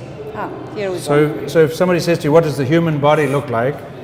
This is one way to answer. This is another kind of mirror. You say, okay, 1957, we just had the planet. 57, and then the Sputnik is in orbit. The Americans get totally jealous and start throwing objects into space. So there we go. Already by 59, we have all these objects. 61. NASA, And look, is there buzzing, buzzing, buzzing like bees? So, exactly. So they are satellites, but they are also all the space junk that we leave floating around. 1970, 71. 75, more and more and more and more. Like a cloud. And that reaches farther and farther away from the planet Earth. Now you're there up your pants, so you have to move a little bit down. Yeah. So you can see how much they are moving away. 88. Incredible. This is the human body. The human body is like a cloud. These are pieces of us out there in outer space. We have extended ourselves millions of years away. If you were coming to Earth from Mars, the first thing of the human that you would encounter is probably one of these objects. And you wouldn't say to yourself, this is an object, I wonder where the species is that made it. You would hit this object and say, hey, new species. And after a while you decide that this is the human. The human is this unbelievable cloud. That's us. I mean, if you want to know what the human is, look at this image and get used to it. By the way, all of these screens. You know, another thing about the human species is we love looking at ourselves. We spend a lot of time looking at our own accomplishment. This research carried out by students of Princeton University and Columbia University tries to show you how we always spend our lives looking at ourselves on our cell phones, on our computers. We look at the weather, the operation of the cats, the movements of viruses. Here is the current weather in the globe. This is looking down from the space station. If you say to yourself, during the average day, how much of the time do I kind of like look down on Earth through some kind of system of surveillance? It's probably half of your day. Yeah, and it's under the sea, and it's in outer space, and it's a wedding somewhere in the world. I mean, it's all kinds of aspects, from the very domestic scene of a marriage celebration to a satellite in orbit to under the sea. Everything in the planet is currently under surveillance. So this tries to show how, as a species, we look at ourselves by looking at what we have done, always asking ourselves, what have we done? Like who are we? What are we? I think this question, what are we? Are we human? Is the human question. I mean, the human is the species that asks this question about itself. A cat is not saying to itself, am I a cat? It's a cat. It knows it's a cat. The human is never so sure. We would prefer to be cats. Actually, to be a cat in Istanbul would be to be taken and treated very, very well.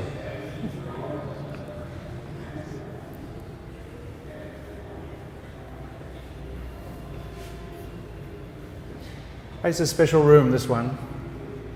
It's by Lyle Wiseman and his forensic architecture group.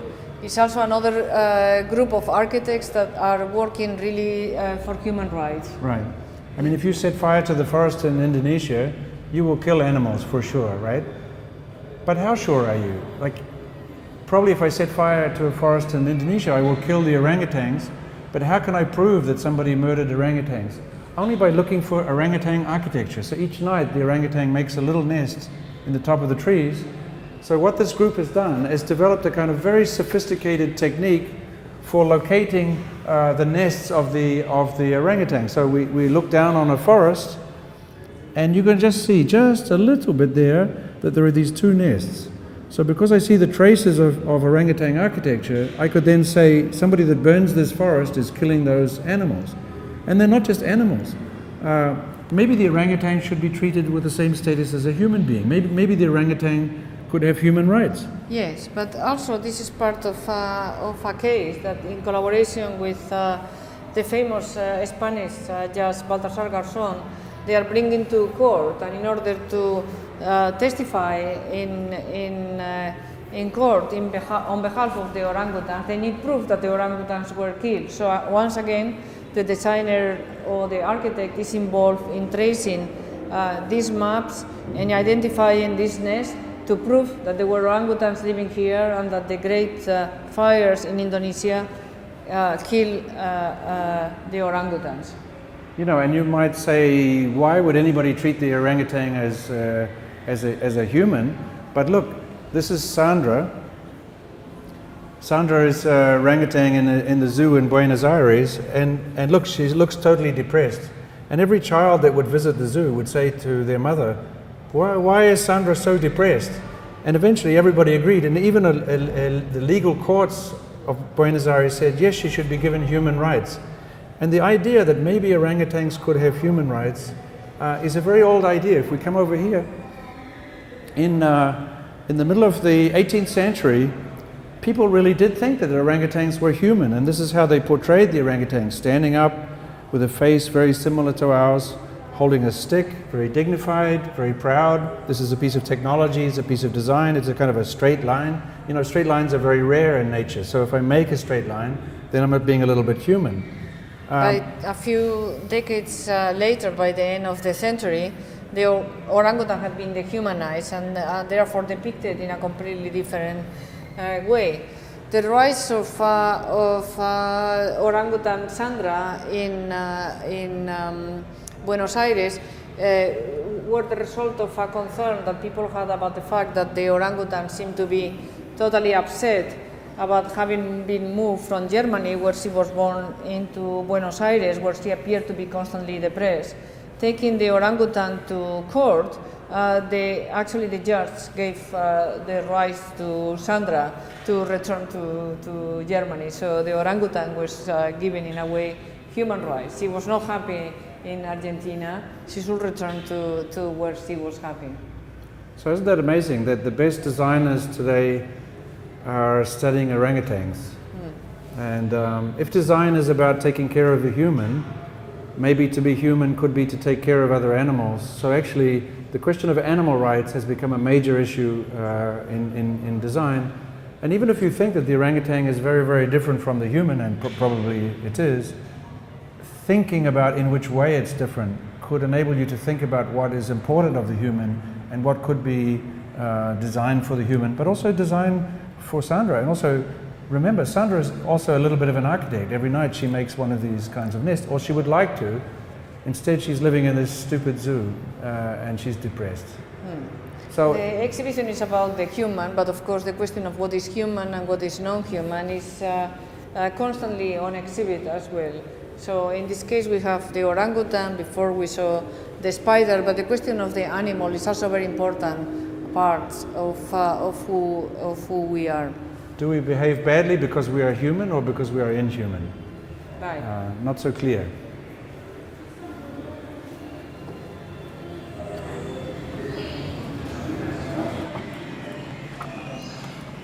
Okay, so this is one of the most important images for us in the exhibition. What you see is a family from Syria, we think it's a family, that have just arrived in Lesbos and have been photographed by a photographer from Greece.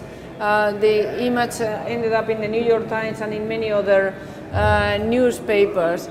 We also look at this image almost like if it was a 19th century painting, with the light of the smartphones illuminating the faces of this family of refugees recently arrived in Greece.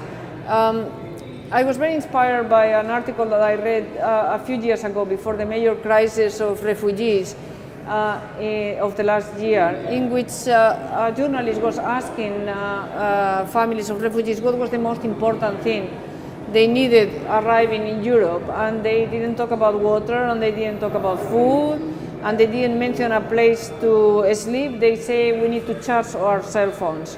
So it turns out that the most important need was to communicate. So you see this family that have just arrived in Lesbos, and the first thing they do is to turn on their cell phones and communicate with probably other refugees that are making their way through Europe, perhaps with family back in Syria. We arrived well. I mean, the whole scene is actually quite moving and extraordinary. There is a lot of dignity in the image as well. So the cell phone, and this is an image that introduces us to the next part of the exhibition, which is called Homo cellular, introduces us to this new species of human, which is not simply a first world, I have a smartphone person, but it affects practically everybody, in which the cell phone has become an extension of ourselves. It's the way in which we navigate the world, in which we keep our memories, in which we communicate with others.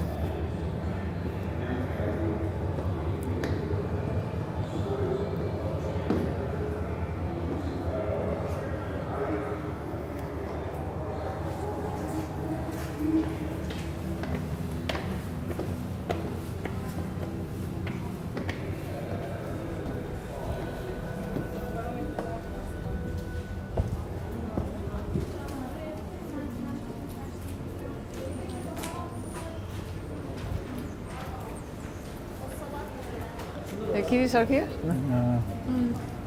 So we're on the roof. We went through 2 floors of the body, 2 floors of the planet. We see a picture of this family, sophisticated, dignified family surviving as they escape Syria across the ocean, using the cell phone, because they are a high technology family. They are a family because they have high technology. The phone is not simply a tool. The phone is the first thing that most people touch in the morning and the last thing they touch at night. And they touch it with a tenderness normally reserved for a young-born child. We are not a species that uses cell phones. We are a species made of cell phones. We are a combination of flesh and phone. When your battery runs out, when you lose your phone, people feel naked, but more than naked, panicked. They are not themselves. We can only be ourselves with the cell phone. We are maybe more ourselves with the phone than with anything else. So this section here is a major research project called Homo cellular, based on the idea that in 1983 we became a new species. We became a combination of flesh, brain, and electronics. The cell phone has more computational power inside of it than most spacecraft. It's an astonishing instrument. It's not small. It's not small at all. This is the biggest object in human history, because this cell phone is connected to the single biggest artifact in human history, which is the global communications network. Your cell phone is connected to cell phone towers, which are connected to other towers, which are connected to server farms, which go through the underwater cables, which connect to huge supercomputers. Every time you touch your phone, no matter what question you ask, all that information goes back through the entire system. And by the way, when you ask your cell phone a question, it doesn't answer the question you ask. It answers the question it thinks that you should have asked based on the questions you've asked before. The cell phone knows you better than you are. But in fact, the real you is the you that's in the cell phone. The real you is the one that you have produced and the one that they have analyzed in the phone. So we have become a different creature. You have become a different species. And in this exhibit that was done in collaboration with our students from Princeton and Columbia University, we have tried to track the history of this artifact. This, for example, is the first cell phone of 1983, the so-called brick. It was very big, very heavy, but it was an absolute marvel at the time. And over here you can see and we did a little bit of research on this, the most popular cell phones in Turkey. Actually, those are the most popular phones in the decade of the 1990s. A lot of people come to the exhibition and they say, oh, I had one of those. It's only 1998, but they seem totally ancient objects, and that's also very funny. A little bit over there are a little bit later, late 90s, beginning of 2002. 2002, 2001. And over here we have already the first Apple iPhone in 2007, and other very popular phones in Turkey, Nokia, Sony, Motorola, etc. We all become, we cannot live without iPhones. As I mentioned before, we have kind of outsourced a huge part of our brain to these devices. They are here the global data that tells you that there are 8 billion phones connected at the moment. So there are more cell phones than people. There are 7 billion and 80% of the world has access to a cell phone, and most people will have a cell phone in the next 5 years. And 500 million cell phones talk only to other cell phones. So basically, the cell phone is defining the human. The most rapid increase in cell phone use is in Asia and Africa. And more than this, the cell phone is the basis of the economy, of banking, of communication, of networks. More than one image per person. More than 8 billion images are posted on social media every single day.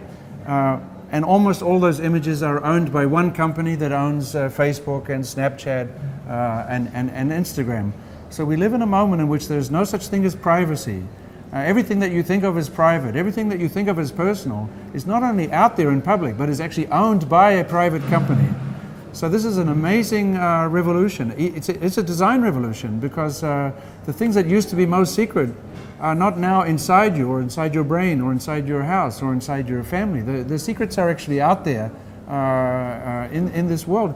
This world is also a world of unbelievable surveillance. Nothing you ever do is not watched by millions of people. Yes. And by machines. But also self-surveillance. It seems like we not only are surveyed by machines and by cameras, but we want to survey ourselves. From there, the phenomena of the selfie stick. Crucial. We are living near Galata Tower, and there's always these guys going around selling sticks, and they say, selfie, selfie, selfie, selfie in English. So selfie, selfie, selfie, everywhere in Venice, in Istanbul, all over the world, selling these sticks in front of monuments, so that people can not simply take a photograph of the monument, but of themselves, taking a selfie when they are getting married in front of Galata Tower, a selfie when they are visiting with their family, a selfie where we are talking. And it's not just narcissism, although we are narcissists. We can do a selfie of the selfie of the selfie, like this. And the selfie is not just narcissism. It's not saying, hey, look how beautiful I am. It's almost the opposite. Homocellular likes to look backwards, not forwards. Homocellular likes to see itself in the world. Homocellular is saying, I exist, I exist. Kim Kardashian is the least secure person in the universe. She keeps saying, I exist, I exist, I exist. Please watch me, I do exist. So homocellular is a creature very, very amazing and very, very fragile. So the human species is now its most powerful, its most complex, its most connected, and it's also its most fragile. And we want to take very seriously the selfie stick. These sticks are for us archaeological objects of enormous value. Each of them has a label like you would find in an archaeological museum. Some has an umbrella attached to them, others have a fan if it is hot in the summer, others have glitter, so you can, others have Hello Kitty, all kinds of different, and they look in a way like a rear view mirror, no? In this. So it's another kind of mirror. Yes, it's kind of funny. Also here we have multiple ways in which people take selfies, including President Obama taking a selfie with a stick. Old people, young people. Very nice, Harika. Yeah, so this is we end here on the roof of the building, thinking about this new creature that the human has become. If we had more time, we would take you to other venues, and for example, the story of Homo Cellular, which starts in 1983, maybe it gives way to another story, which is the story of social media that begins in the year 2000. And then a research team directed by Beatriz has in the Beaumonti space made an amazing exhibition of design in 2 seconds, which is this astonishing phenomenon born out of the cell phone, but going beyond the cell phone and making, in a way, the cell phone redundant. And why is this in the roof? And why is it at the end of the archaeological museum? Because this is design in 2 seconds. This is what we mean when we say, right now you could design in 2 seconds. And we would like to place together the way the human has redesigned itself in 200,000 years with 2 seconds, and to push them together and see what kind of explosion comes from that. Yeah, but there are also other possible interpretations that we want the visitor to imagine. True. For example, a student of mine came yesterday and he said, oh, it's so nice that you thought about putting the Homo cellular as a new species in the roof, because the roof, she says, it looks like a primitive hut, so it makes sense that like in Logier's idea, a new human emerges out of the cell phone. So I think there are multiple interpretations of every single aspect in this exhibition. I mean, one of the big challenges when you design a design biennale is that the design biennale has a design. So if you want to open up the world of design, how do you keep it open? And so in that sense, working with Andres Hacker and his Office of Political Innovation on the one side, and working with 5 different young graphic designers from Istanbul on the other side, keeps design as a question mark rather than an answer. So this biennale doesn't have a single coherent design. Everything is different. This has been designed by Andres Hacker and Laura Mora of the Office of Political Innovation, but it's completely different furniture than everything else that you will see, and the graphics are different. And in that sense, I guess we're kind of inviting the visitor to come in and redesign it themselves. There should be the feeling like the story is not finished. The story is just beginning. And in fact, in this area is the area that welcomes little children practically every day. And it has been our greatest pride that they seem to be so engaged with this exhibition.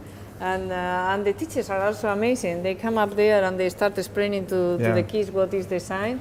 And the kids themselves are designing things and putting together objects. And I think it's one of the most kind of lively places for us. Yeah. I suppose that's our dream, is to make every visitor feel like a child.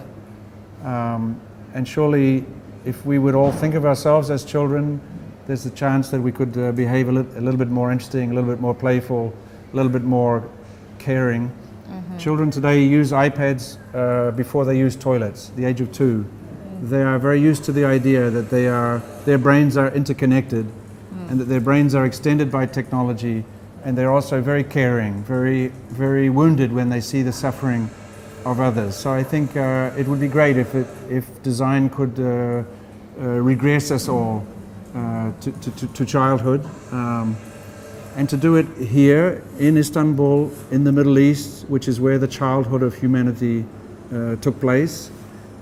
This is the kind of kindergarten, the first school of the human species, and it was a great honor, for us to be invited by the İKSV Foundation to think in a non-boring way about design. And yeah, it has been also great for us to collaborate with all these people in Istanbul, architects and designers that have participated in the exhibition, but also with visitors, with the people in the foundation, with everybody that put together the exhibition. We were very impressed by the kind of creativity of all of those involved.